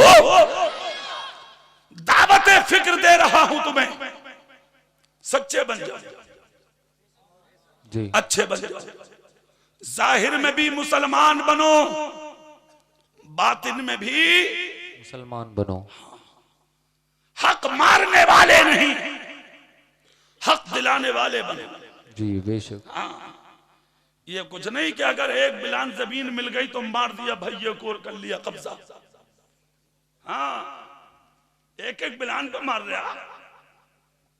एक बात सुन, जमीन के लिए मारने वाले मरेगा तू भी। जी जी हकीकत। और जिस जमीन के लिए तूने भाई को मार डाला वो जमीन पर तेरी कब्र नहीं बनेगी, कब्र वहीं बनेगी जहां सब लेटे हैं, बेशक और वो भी जब जब तेरे मुकद्दर में होगी। बेशक। वरना तेरी मौत मक्खी और मच्छर से ज्यादा नहीं है इस जमाने में। जी घर से निकल ले हो, चौराहे तक जा रहे हो, मर गया, क्या हुआ? बोले चेहरा खत्म। बोले भाई मुंह तो दिखा दो। बोले मुंह है ही नहीं, अल्लाह। सारी क्रीम खत्म, पाउडर खत्म, चश्मा फूट गया, आंख नाक सब मिट गई। लोग जमीन से छुटा छुटा के मिट्टी में बांध करके तेरा चेहरा तेरे घर में लाकर रखते हैं। घुमंडी, मुतकब्बिर, दौलतदार बनता अपने आप को, इज्जतदार बनता अपने आप को। तेरी हैसियत क्या है? नापाक नुत्फे से पैदा है तू, घुमंडी बनता है अपने आप को। और वो नुत्फा कपड़े पे लग जा तो जब तक ताकतवर आदमी 3 मरतबा धोकर अच्छे से निचोड़ ना दे, जब तक वो दामन पाक नहीं हो सकता। इतने गंदे नुत्फे से तू पैदा हुआ, चंद सिक्के कमा लिए, घुमंडी बन गया। अच्छा लिबास पहन लिया, घुमंडी बन गया। थोड़ी सी दौलत मिल गई, घुमंडी बन गया। लोग नेता कहने लगे, घुमंडी बन गया। लोग सलाम करने लगे, घुमंड करने लगा। याद रख, घुमंडी अल्लाह को पसंद नहीं है, मुतकब्बिर अल्लाह को पसंद नहीं है, अना का शिकार अल्लाह को पसंद नहीं है। मुस्तफा कहते हैं तकब्बुर करने वाला जन्नत से 500 मील की दूरी पर रखा जाएगा, क्या उसे जन्नत की खुशबू तक सूंघा ही नहीं जाएगा। मारुति लेकर कूद रहा, मकान बना के कूद रहा। पैसा कमाना कमान नहीं है, रंडियां भी कमा रही हैं। जी बोलो, और तुझसे अच्छा मकान बना रही है। देख लो जाके, एयर कंडीशन रूम में, एसीओ में रह रही है रंडियां। पैसा कमाना कोई कमाल नहीं है। कमाल तो उस दिन है कि जिस दिन तेरा जनाजा उठे, और जब केसरपुर की गलियों में तेरा जनाजा निकल के जाए तो उठाने वाले कहते हैं मोहम्मद मुस्तफा का गुलाम जा रहा है, मस्जिद का नमाजी जा रहा है। सुभान अल्लाह, सुभान अल्लाह। वाह। दुनिया सब कुछ नहीं है, दीन सब कुछ है। सुभान अल्लाह। तुम भी कह दो, बुजुर्ग कह रहे हैं ये है तकरीर। तुम्हें भी समझ में आ रही है नहीं? तो और आहिस्ता बोलो, कभी पुलिस पकड़ के ले जाओ। हाँ कर रहे हैं, आ रही है। हाँ जब मैंने खुतबा पढ़ा ना तो काना फुसकी कर रहे हैं। हाँ? अच्छा हसन भाई शुरू से क्या कह रहे थे तुमसे? बोले 5 मिनट सुन लियो। असल में 5 ही मिनट में मेरे गड़बड़ है। पूरे मुल्क में मैं जहां भी जाता हूं लोग मुझे देखते हैं। एक जगह तो ऐसा हुआ जैसे मैं तकरीर करने बैठा, जो कमेटी का सदर था वो आगे ही बैठा हुआ रोने लगा, खूब रोया। तो कमेटी वाले उसे छुपा रहे, अरे यार चलो जो होना था हो गया, खत्म करो, हटाओ, सब्र करो, अगले साल को अच्छे मौलाना बुला लेंगे, है ना। बोले अब तो चलो जो होना था हो ही गया, मगर उसकी हिचकी बन गई। पैसा खर्च करते हैं लोग, तमन्नाएं होती हैं कुछ आदमी की। जब उसने इस तरीके की बातें की तो मैंने सुन लिया। मैंने कहा सदर साहब हुआ क्या? तो बोले ना मौलाना जो मुकद्दर में होना था अब तो हो ही गया, अगले साल। मैंने कहा ऐसा कौन सा हादसा पेश आया आपके साथ जो आप मुझे नहीं बता रहे? खैर उसने मुझे नहीं बताया और ना मेरी बात समझ में आई। मैंने तकरीर करता रहा। 10 मिनट के बाद वो सदर उठ गया। उसने साहब लाइन से जो इनाम देना शुरू किया है मुझे, तो उंगलियां सबकी रुक रही थी मगर सदर की न रुक रही थी। मैंने कहा यार सदर को कौन सी ऐसी बात पसंद आ गई जो शुरू में तो रो पड़ा है और अब इतना हंस रहा है कि रुक ही नहीं रहा इनाम देते। बात है तो है क्या? पूरी तकरीर हो गई, मामला डिक्लियर नहीं हुआ, मगर क्लीन चिट उस वक्त मिली कि जब जलसा खत्म हुआ तो मुझसे गले मिला सदर। दूर की बात है, यह हैदराबाद इलाके में विजयवाड़ा साइड में, और गले मिलकर बोला, कहा मौलाना साहब बहुत बहुत मुबारक हो, आपको जिंदगी में कभी नहीं भूलूंगा। मैंने कहा भाई हुआ क्या? बोले हजरत मैं रो क्या गया था। आपने जब खुतबा पढ़ने से पहले सलाम किया था ना, अस्सलाम वालेकुम, तो मेरी हालत खराब हो गई थी कि जिन लोगों से मैंने चंदा लिया है कहीं सुबह को ये ना कहे कि पैसे वापस दे दे। समझ गए? मगर हजरत 5 मिनट के बाद ये तो बता दो, आप जा तो रही हो कि ये निकली कहां? समझ रहे हैं आप? ये निकली कहां से? तो मैंने कहा इसमें मेरा कमाल नहीं है, ये मेरे नबी का करम है। अरे जोर से बोलो। मैं अपने बाप का जिक्र नहीं करता, रसूल पाक का जिक्र करता। और जो कौम अल्लाह का जिक्र करे उसकी इज्जत को अल्लाह बढ़ाता है। मेरे भाई, मैं ये कहना चाहता हूं, सच्चे बनो, अच्छे बनो, दूसरे की इज्जत पर डाका डालने वाले मत बनो, जिंदगी पे कभी घमंड मत करो। क्या ख्याल है? कोई घमंड नहीं। हैसियत क्या है तुम्हारी? अल्लाह जानवर बनाता है, कटरा, भैंस, बैल, कुत्ता, मक्खी, मच्छर, बिल्ली, सब कुछ बनाता है। किसने बनाए? अल्लाह चाहता तुझे भी तो बना सकता था बंदर, है? लंगूर भी बना सकता था। 18,000 मखलूक बनाई है अल्लाह ने। खुदा का शुक्र अदा करके खुदा ने तुझे इंसान बनाया, उस पर भी बड़ा करम तुझे मुसलमान बनाया, और उस पर भी बड़ा इनाम के तुझे अपने नबी का उम्मती। अरे जोर से बोलो, बोलो रब का करम है या नहीं? आंख दी देखने के लिए, कान दिया सुनने के लिए, नाक दी सूंघने के लिए, मुंह दिया हप हप करने के लिए, हाथ कमाने के लिए, पैर भागने के लिए। अगर एक आंख खराब हो जाना, एक, और अगर कोई ये कहते इलाज अमेरिका में है, 10 लाख रुपए उठाएंगे, तो कल कोई टिकट कला के अमेरिका पहुंचोगे, 10 लाख उठाने, बोलो है? मगर जिसने आंख दी है, कभी अंधोरी कोठरी में मुसल्ला बिछा कर उस सर को सजदे में रख के तूने कभी खुदा का शुक्र अदा किया है? किया है कभी? नहीं। क्यों? सोच अच्छी नहीं है तेरी। सर से पांव तक अपने वजूद पर नजर डाल। दुनिया की नेमतें और बहारें और इज्जतें देकर अल्लाह ने तुझ पर कोई एहसान नहीं किया, और ना बदला मांगा अल्लाह ने। आज अगर तू अपनी बेटी की शादी को करता है ना, तो तेरे दोस्त जो तुझे 50 रुपए दे में, 50 रुपए तो कढ़े हुए लिफाफे में रख के दे के जावे, वो भी चिपका के, और ऊपर से लिखे मोहम्मद दाऊद। ऊपर पिन्नी खोली आपने, देखा तो 50 का नोट। क्यों? उस पर भी देने वाले की आरजू मोहम्मद दाऊद रामपुरी, ताकि मेरी बहन की शादी हो तो ये 50 की जगह 100 दे, मेरी बहन की शादी हो 50 की जगह 100 दे।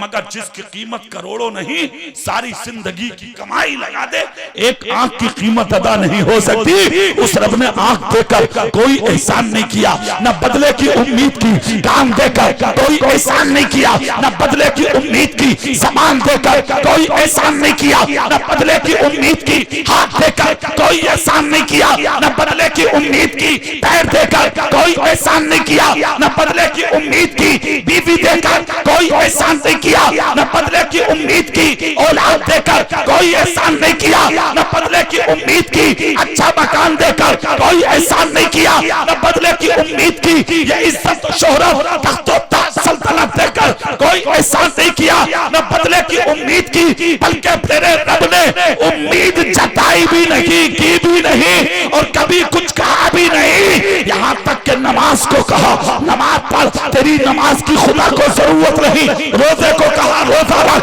तेरे रोजे की खुदा को जरूरत नहीं। ज़कात को कहा ज़कात दे, तेरी ज़कात की खुदा को जरूरत नहीं। हज को कहा हज कर, तेरे हज की खुदा को जरूरत जरूरत नहीं। सवाल ये है कि जब जरूरत रही तो खुदा ने नमाज को क्यों कहा, रोजा को क्यों कहा? तो मैं खुदा की रहमत से पूछता हूँ मौला बात क्या है? रब की रहमत जवाब देती है, मोहम्मद इकबाल रज़वी हम तुमसे इतना प्यार करते हैं, तुम्हारा बाप नहीं करता, तुम्हारी माँ नहीं करती, खानदान नहीं करता, रिश्तेदार नहीं करता। मैं कहता हूँ नमाज पढ़ के कि तुम मेरे इतना करीब हो जाओ ताकि कयामत के दिन अपनी प्यारी जन्नत में तुम्हारे हवाले कर सकूं। भाई क्या बात है, वाह वाह वाह, जिंदाबाद। बंद कोठरी में बैठकर अल्लाह की नेमतों को कभी देखो, देखो जी, शुमार करो, देखो खुदा की कसम तुम्हें अपनी हकीकत याद आ जाएगी।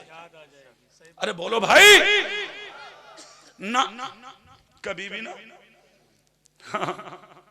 एक ही चीज सोच रहा, खा के अच्छे खासी और कैसरपुर में घूमता फिर रहा, सूंघता फिर रहा, कौन क्या बातें कर रहा? हाँ सूंघ रहा, सूंघ सियासत कर रहा, उधर की उधर लगा दी, उधर की उधर लगा दी, दो उधर कह दी, दो उधर कह दी, और जाके कह रहा भाई हम तो तुम्हारे ही हैं। हाँ, और कह रहा बोले कहियो किसी से मत। और यहां से उठा, चाय मारी, फट से उधर पहुंच गया, जाके कह भाई ईमान से कह रहा हूं कसम खा के मैं तो उधर को झांकता भी ना हूं।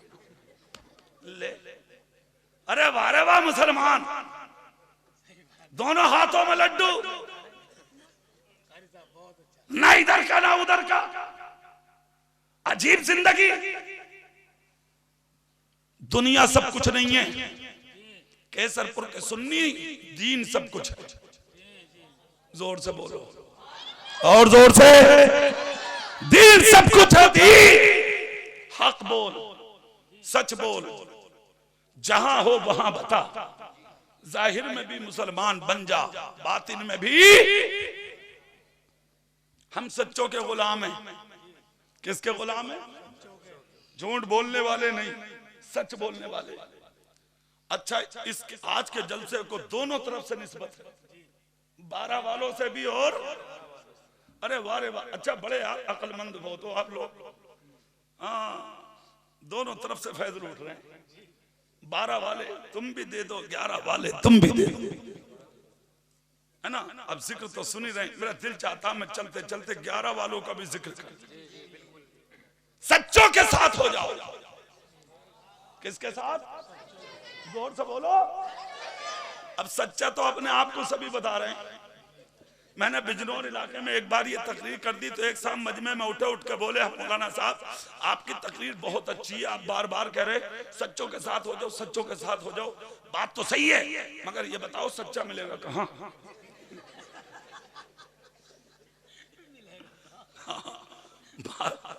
आदमी जब मुंह पे आवे तो कह ही दे। मैं समझ गया मन का कोई ना कोई घोटाला था। तो मैंने कहा तुम्हें सच्चा ना मिल रहा? बोले मुझे तो दुनिया में कोई सच्चा नजर आता। मैंने कहा ला हौला वला कुव्वता। मैंने कहा भाई सुनो, अगर सच्चा दुनिया में जिस दिन नहीं होगा ये दुनिया ही नहीं होगी। ये अलग बात है कि तुम्हें ना दिखता। बोले जी ऐसे कैसे ना दिखता? मैंने कहा हो भी सके ऐसा। बोले कैसे? मैंने कहा एक साहब कलकत्ता गए थे घूमने, कलकत्ता बोले कैसा देखा हूं। जब वापस कलकत्ते से आए इत्तेफाक से उनकी एक आंख नहीं थी, हसन भाई एक आंख नहीं थी। जब घूम के आ गए तो लोग उनसे मिलने आए, बोले भाई कलकत्ता गए थे कैसा लगा? कहा यार है तो बहुत बढ़िया, मगर एक बहुत ही बड़ी कमी है कलकत्ते में। बोले क्या? बोले जब इधर से गया ना तो इधर की पूरी मार्केट बंद थी और उधर से आया हूं तो उधर वाली मार्केट। अब केसरपुर वालों ईमान से बताओ ये कलकत्ता की कमी है या उसकी आंख की? अरे बोलो भाई। वो कह रहा, बोले मुझे तो कोई सच्चा नजर आता। तो क्या दुनिया में सच्चे ना है? अरे बोलो जोर से बोलो, हैं या नहीं? सच्चे आपके गांव में भी हैं। अगर नहीं होते तो गांव ना होता, इलाका बड़ा होता, ये शहर होते, हाथ तो करिए ना होते। मगर एक सच्चा मैं भी दिखा दूं तुम्हें, और उसी पर तकरीर खत्म करूंगा। गौर से सुन लो, एक सच्चा दिखाता जो रहने वाला जीलान इलाके का। निकल के जा रहा था उस दरिया के किनारे के जहां जरूरत होती वहीं पर दरिया से पानी लेकर वजू करता। और मुसल्ला बिछा के अल्लाह की नमाज पढ़ता। थोड़ी दूर चला था कि दरिया में एक फल बह के आया, उठा लिया। फितरत है इंसान की कि खा लिया। जैसे ही खाया तकवे ने झंझोड़ दिया, खाने वाले खा तो लिया तुमने, पता नहीं किसके बाप का होगा। कयामत में खुदा ने पूछ लिया तो जवाब क्या देगा? अय हाय, पैर हिल गए, जिस्म लर्जा बर अंदाम हो गया। पैदल पैदल चल दिए, 16 मील तक चलते रहे। कितनी मील? जोर से कह दो। मील पे ट्राली जा रही थी, ट्राली करने की मील पे। रात में मगरिब का टाइम था। किस इलाके में जा रही थी ये बताऊंगा नहीं, अपने इलाके की बात है। इत्तेफाक से ट्राली के पहिए में पंचर हो गया। वो भरे इतना है गन्ना, वो मिस्त्री को बुलाने चला गया। अकेला था, अकेला था, अकेला। और एक गन्ने की पूली में कितना वजन होता है ये भी जानते हो। जब वापस आया तो ट्राली के आधे गन्ने गायब थे। नबी का दामन नहीं छोड़ेंगे, रसूल का दामन नहीं छोड़ेंगे, ट्राली का गन्ना भी नहीं। वारे वाह सुन्नी, अजीब मामला। माइक वालो, माइक वालो। हाँ ना ना, आप लोग बैठो, मैं तो ऐसे में भी कर दूंगा, मैं कर दूंगा इंशाल्लाह। वो खुद ही सही कर रहे। माइक बहुत अच्छा आता है। हाँ सुभान अल्लाह। सुनिए, ये तुम्हारा हाल। मगर एक वो पैदल चल दिए, 16 मील चले। कितना मील? एक बाग नजर आया, टहनियां दरिया में थी, सेब लगे थे, समझ गए इसी टहनी से गिरा होगा। तभी रात भर चला, फजर में मुझे मिला। बाग के अंदर गए, देखा तो चादर ओढ़े मालिक लेटा था। इन्होंने कहा उठाइए, नौकर बोले उठाना मत, रातों को जागते हैं ये, दिनों को भागते हैं। हाथ बांधे खड़े हुए, जोहर की अजान हुई तो बाग का मालिक उठा। इसलिए कि मालिक दुनियादार नहीं था, नबी का गुलाम था, दीनदार था। उठा, इनकी आंख में आंसू थे। जैसे ही वो उठा, इन्होंने झुककर सलाम किया। मालिक ने कहा कौन हो? कहा आपका मुजरिम। क्या जुर्म किया तुमने? कहा एक सेब गया था, गालिबन इसी का होगा, मैं उसे खा गया। 16 मील का सफर करके वापस आया हूं, मुझे माफ कर दीजिए या कीमत ले लीजिए।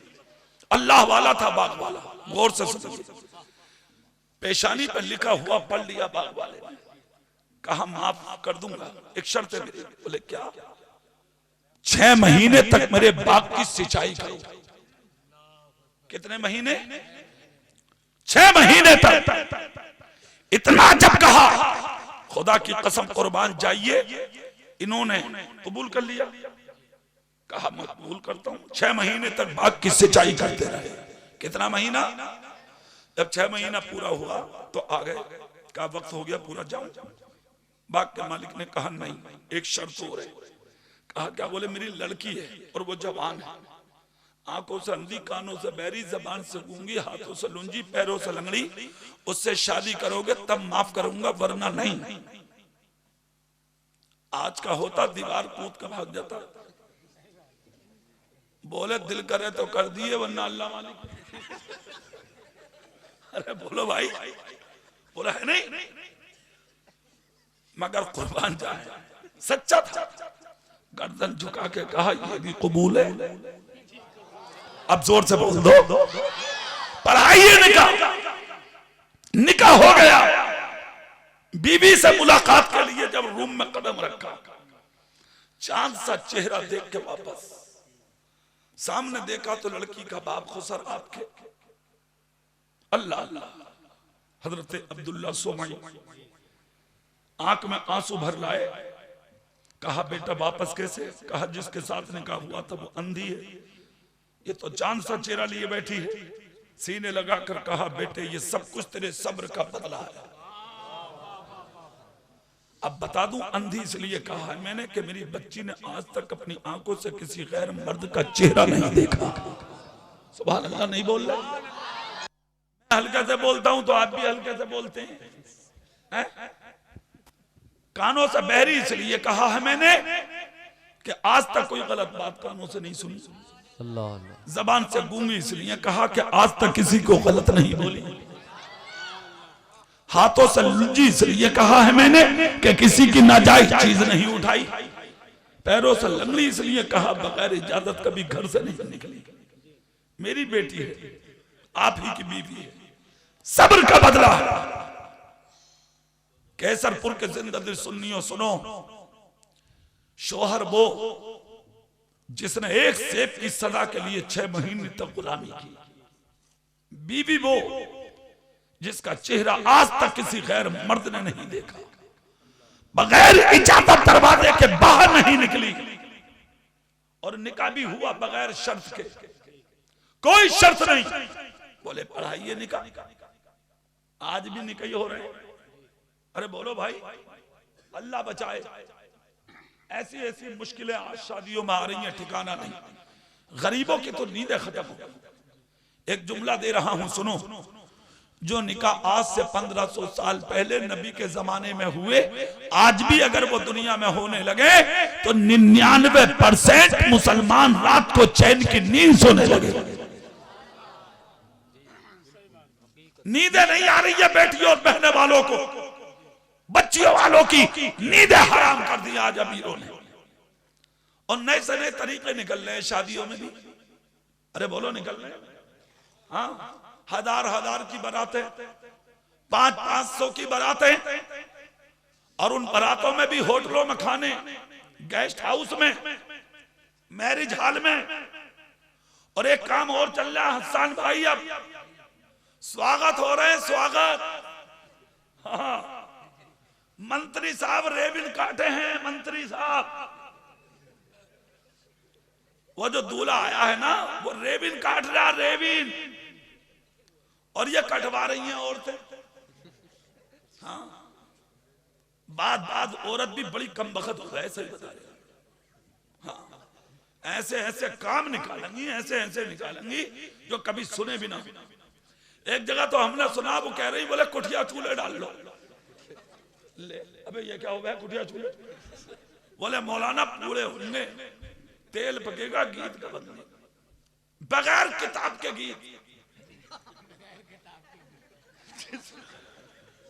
जिसकी आज तक कोई किताब ना सुनी ना देखी, और लंबे इतने का जिसका कोई मक्ता ही नहीं, कोई मक्ता कभी किसी गीत का ना सुना होगा तुमने। और बस एक निकाल दे, निकाल शुरू होते हुए कह मैं, बोले तू निकाल, बहुत से कह तू निकाल, और अगर एक निकाल दे एक तो सबकी सब सुर मिला देना, फिर मतला तो सब पढ़ेंगे, मतलब मक्ता हाथ नहीं आ सकता। दे दवादा, दे दवादा। किस मुसीबत में आ गए, पड़ गए साहब, ये हो गया वो। अब स्वागत हो रहे हैं, और स्वागत में भी हाल अल्लाह अल्लाह। मुसलमान की बेटी, कौम मुस्लिम की बेटी, मोहम्मद मुस्तफा के गुलाम की बेटी, 50-50 जवान, 100 जवान दरवाजे पर हैं। और ये मंत्री साहब आए, जो दूल्हा साहब ये खड़े हुए हैं, दांत निकाल लिया, कालिया दांत।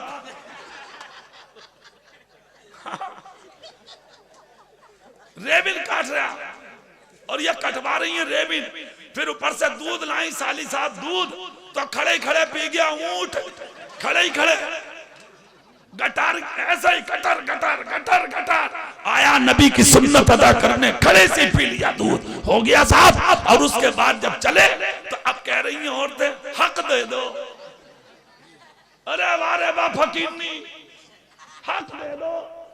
अब ये अंगूठी लाए साहब, चांदी की, सोने की। अब साली साहब आगे को हाथ कर रही हैं, बहनोई के हाथ में हाथ दे दिया।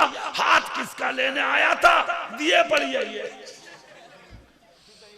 हाथ, तो बड़ी बहन का जाना था ना, पहले ये दे रही है हाथ साली साहब। बहनोई ने लिया, अंगूठी पहना दी। कैसरपुर के सिद्दत सुन्नी, तू खड़ा हुआ देखता है, तेरा भाई देखता है, बाप देखता है, खानदान देखता है, तुम देखते हो। तेरी बहन का हाथ गैर महरम के हाथ में, बहनोई का साली का बहनोई से पर्दा होता है, खलेरे भाई से पर्दा, ममेरे भाई से पर्दा, फफेरे भाई से पर्दा, तहेरे भाई से पर्दा, चचेरे भाई से पर्दा, खानदान में रहने वाले जवान लड़कों से पर्दा। कान खोल कर सुन, जिससे तेरा निकाह हो सकता है, उन जवानों से तेरा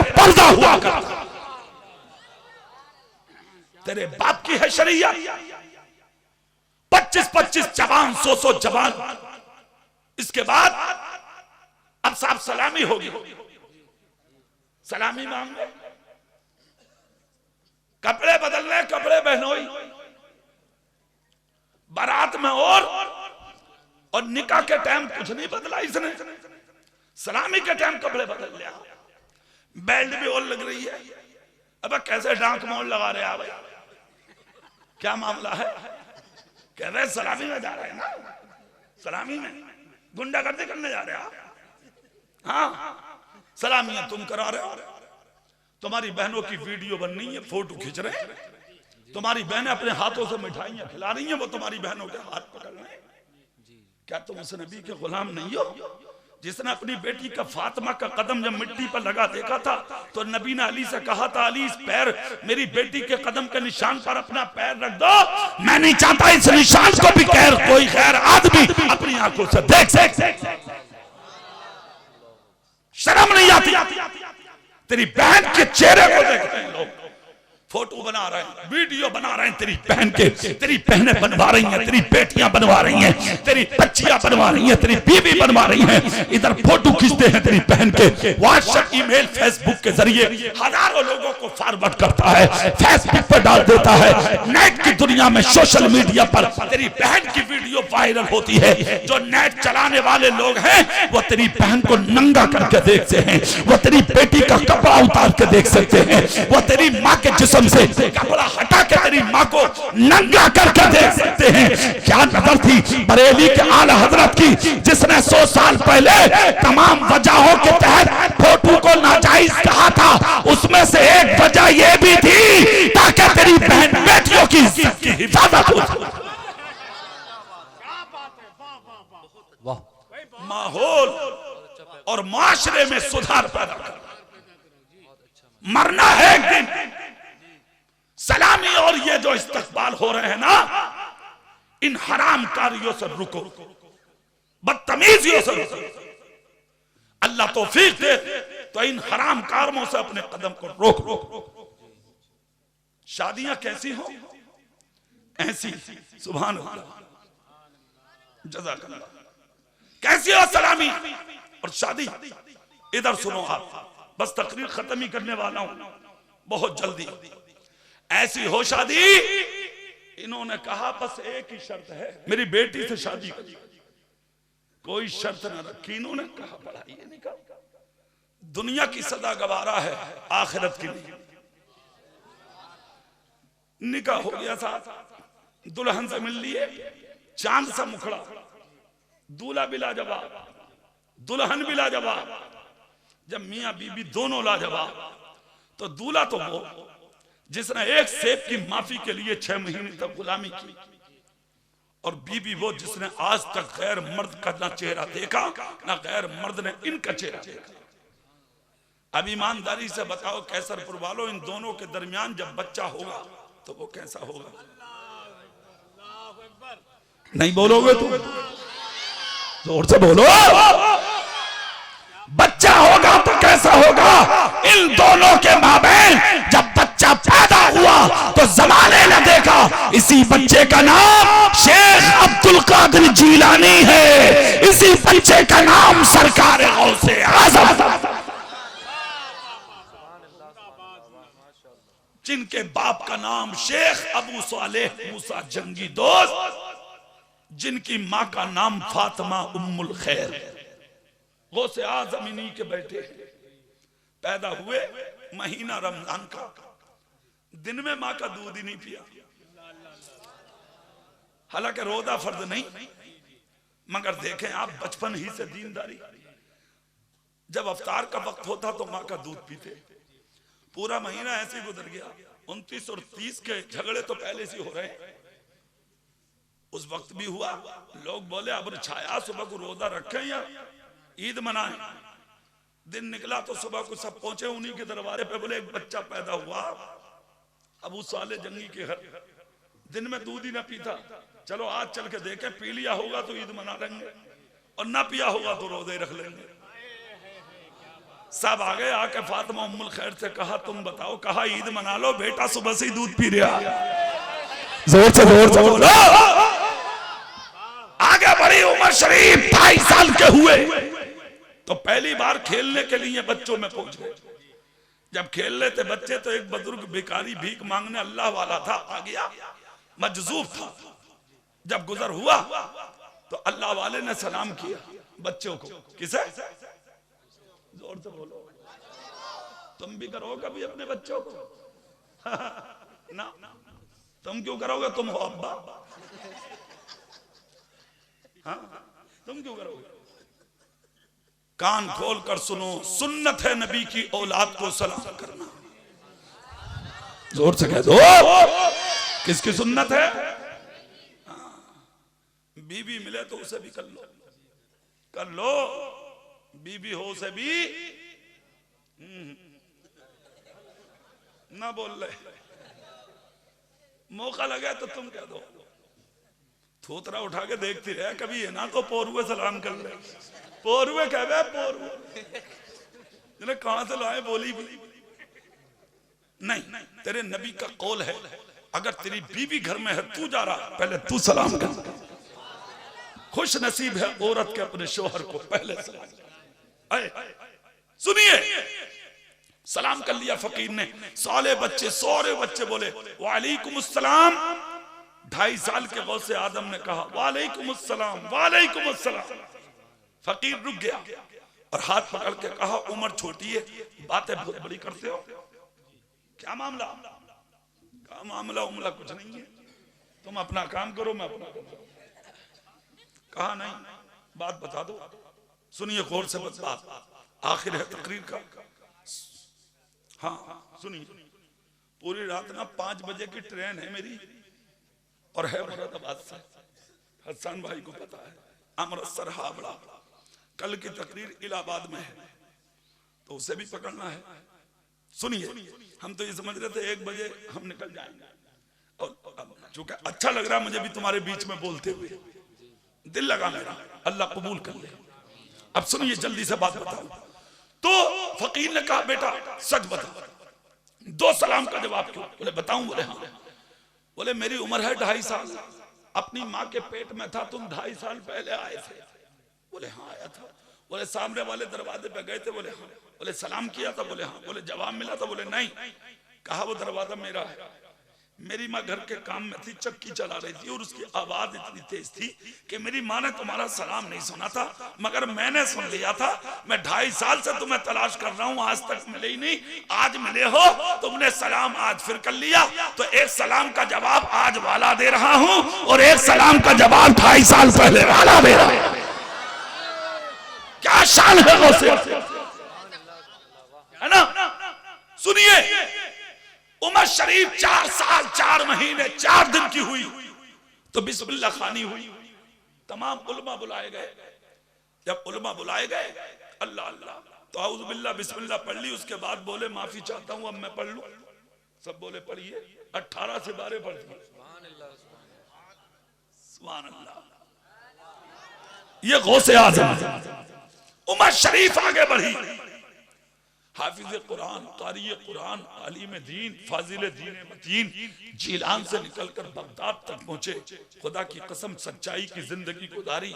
और जिस दिन जीलान से बगदाद के लिए रवाना हुए थे सरकार गौसे आदम, उमर शरीफ 16 साल थी तो माँ ने जो सोने के सिक्के दिए थे, 40 सोने के सिक्के। कितने? जोर से बोलो, कितने सिक्के? 40 दिए थे। और जिस काफले के साथ आप जा रहे थे, सारा काफला चोरों ने लूट लिया, इन्हें बच्चा समझ के छोड़ दिया। जब बच्चा समझ के इन्हें छोड़ा तो उसके बाद चोरों का सरदार आया, सबको बिठाया और बैठाने के बाद कहा तुम सब लुट गए या कोई लुटने से बाकी है? सबने कहा लुट गए, मगर एक हाथ उठा, कहा अभी मैं बाकी हूं। वो हाथ किसी और का नहीं, किसका है? अभी बता के सुनाई देता हूं आपको। तो चोरों का सरदार ने जब हाथ देखा तो उसकी देखकर आंखें चुंधिया गई। ऐसा हसीन हाथ था कि जिसके हुस्न के जलवे जब बरेली आए थे तो आला हजरत ने कहा था, तेरी नस्ल पाक में है बच्चा बच्चा नूर का, तू है इन्हें नूर, तेरा सब घराना नूर का। हाथ देखकर चोरों का सरदार बोला, कौन? कहा अब्दुल कादिर। कहा हाथ क्यों उठाया? बोले अभी मैं बाकी। क्या है तेरे पास? सोने के सिक्के निकाल के रख दिए। बोले ये तो इतना तो कि सबके पास भी नहीं था जितना अकेले गौसे आजम के पास। कहा बता क्यों दिया? बोले मेरी माँ ने कहा था कभी झूठ मत बोलना, इसलिए कि अल्लाह सच्चों का साथ है। इसका साथ खुदा की कसम इतना सुनना था, चोर के दिल की दुनिया बदल गई। जितना सामान लूटा था सबका दिया और गौसे आदम के हाथ पर हाथ रखकर कहा, नाम क्या है? अब्दुल कादिर। कहाँ रहते हो? जीलान में। कहाँ जा रहे हो? बगदाद में। किस लिए? कहा इल्म हासिल करने। कहा अगर खबर न होती तो हमें, अगर तुम निकाल के ना देते तो हमें बिल्कुल भी इल्म नहीं होता। ये तुमने सब कुछ करके दिल की दुनिया बदल दी। कौन हो तुम? कहा मेरे बाप का नाम शेख अबू साले मूसा जंगी दोस्त है, मेरी माँ का नाम फातिमा उम्मुल खैर है। खुदा की कसम इतना जब कहा तो चोरों का सरदार रोने लगा। मैंने गजब किया, तुम्हें रोका। कहा और बता दूं? बोले हाँ। बोले खानदानी हूं मुस्तफा जान रहमत। कहा हाथ इधर ला। हाथ पर हाथ रखा। 50 साल का चोर 16 साल के अब्दुल कादिर के हाथ पे हाथ रख के बोला, तौबा करना चाहता। जितने तो चोर थे सबके सब बोले, बात सुन भाई, जब चोरियां तेरे साथ की हैं तो हम तौबा क्यों ना कर ले। एक हाथ पर सारे चोरों ने हाथ रखा। अब्दुल कादिर को से आदम के बारगाह में कहा, एक बार कह दो हम सब का हश्र आपके साथ। तो गौसे आदम बोले, इसे मैं क्या कहूं? इसे तो बहुत दिनों पहले मेरे नाना कहकर चले गए, अलमरउ मा मन अहब्बा, जो जिससे मोहब्बत करेगा वो उसी के साथ उठाया भी जाए। इसलिए मेरे दोस्त सच्चों के साथ रहो, अच्छों के साथ रहो, ईमानदारों का साथ दो, झूठों का साथ मत दो। जोर से बोलो। आलिमों की इज्जत करो, आलिमों की कद्र करो, आलिमों को अपने सीनों में जगा दो। ए बच्चे बैठो भाई, आलिमों को अपने सीनों में जगा दो, कद्र करो आलिमों की, इज्जत करो आलिमों की। और एक बात का हमेशा ध्यान रखो, हमेशा बेटियां सबके पास है, सुन्नियों में अपनी बहनों के रिश्ते करो, वहाबियों में नहीं, देवबंदियों में नहीं। बात समझ में आई? बोलो है कि नहीं? अगर बेटी सुन्नी बरेलवी की है और बेटा देवबंदी है और तुमने निकाह पढ़वा दिया तो पढ़ाने वाला भी मुजरिम, हाँ, और जो गवाह और वकील हैं वो भी मुजरिम, और जो शरीक है सब मुजरिम, और माँ बाप तो हैं। कान खोल कर सुन लीजिए, जिंदगी भर उस लड़की के साथ जिना होगा और उसके जिम्मेदार माँ बाप और उसके भाई होंगे। इसलिए कि सुन्नी का निकाह देवबंदी के साथ होता ही नहीं है। बात समझ में आई? वो इमाम लोग जो मस्जिदों में इमामत करते हैं, वो मैं हूं या आप हो या कोई और, कान खोल कर सुने। रोजी देने वाला अल्लाह है। जो रब पत्थर में कीड़े को देता है तो क्या अपने दीन के आलिम को नहीं देगा? पेट को पालने के लिए जब निकाह पढ़ाएं तो उसकी छानबीन करें, ये सुन्नी है या देवबंदी। और अगर नुक्स जरा भी आए, सुन्नी देवबंदी के अलावा भी अगर कोई नुक्स पाया जाए निकाह में किसी भी तरीके का, तो हरगिज उस निकाह को ना, वरना कान खोल कर सुन ले। इमाम के ऊपर क्योंकि दारो मदार और अकीदा है लोगों का, इस वक्त अगर पढ़ाया तो उसका जिम्मेदार इमाम होगा और कयामत तक के लिए वो गुनाहगार माना जाएगा। कान खोल कर सुन लीजिए, निकाह के मसाइल के ताल्लुक से अगर कोई भी फोन किसी के मोबाइल पर आए किसी भी आलिम के, तो ये कौल है मेरे पीर ताजु शरिया का कि आप मोबाइल पर कोई भी इस तरीके का मसला बयान ना करें। निकाह के ताल्लुक और तलाक के ताल्लुक से जो मसला कोई पूछे तो उससे तहरीर मंगाएं और उस तहरीर में जवाब दें, इसलिए कि तलाक देने वाला हमेशा झूठ बोलता है। ये मेरे पीर ताजुल शरिया ने फरमाया था। इसलिए बहुत एहतियात से काम लें, बहुत एहतियात से काम लें। निकाह में जो गवाह बनते हैं वो भी, जो वकील बनते हैं वो भी, और जो मस्जिदों के इमाम हैं वो भी छानबीन करके निकाह पढ़ाएं। और अगर जल्दबाजी में या लालच की वजह से निकाह पढ़ा दिया, खुदा की कसम अगर कोई भी कमी वाक़ई रही तो इसका जिम्मेदार तू होगा, और कौम की नमाज़ें तेरे गले में पढ़ के जाएंगी, कयामत के दिन तू जवाब नहीं दे। इन चीजों का खूब खूब लिहाज रखें और इन चीजों का खूब खूब ख्याल रखें। मेरे भाई, मैं दावत फिक्र सिर्फ तकरीर में ये दूंगा, हम बड़े खतरनाक जमाने से दूर कर रहे हैं। अपने ईमान और अकीदे की हिफाजत करें। सुन्नी बनकर रहें, वहाबियों से दूर, देवबंदियों से दूर, नजदियों से दूर, शियों से दूर, राफजियों से दूर, खैर मुकल्लिदीन से दूर, सुन्नी बनकर रहें। अल्लाह का शुक्र है हम सब बरेली के करीब हैं। अरे बोलो भाई, अल्लाह का करम है। रामपुर और बरेली कोई दूर थोड़ी नहीं है, हम लोग बरेली के करीब हैं। बरेली जाइए, खानवादे आला हज़रत से मुरीद हो जाइए, और अगर वहां ना जा सके तो पूरी बस्ती के लोग मिलकर उस खानवादे से किसी को बुलाइए और उनके मुरीद बनिए। ऐसे लोगों के कदम जब घरों में आएंगे, इंशाअल्लाह तुम्हारे घरों में बरकत भी होगी और ईमान में ताज़गी भी पैदा होगी इंशाअल्लाह ताला। मैंने काफी लंबी तकरीर आपके सामने कर ली। अल्लाह इस गुफ्तगू पर मुझे आपको अमल की तौफीक बख्शे। कोई खता हो गई हो अल्लाह माफ फरमाए। आमीन। वाखिरु दावाना अनिल हम्दुलिल्लाहि रब्बिल आलमीन। अस्सलामु अलैकुम व रहमतुल्लाह।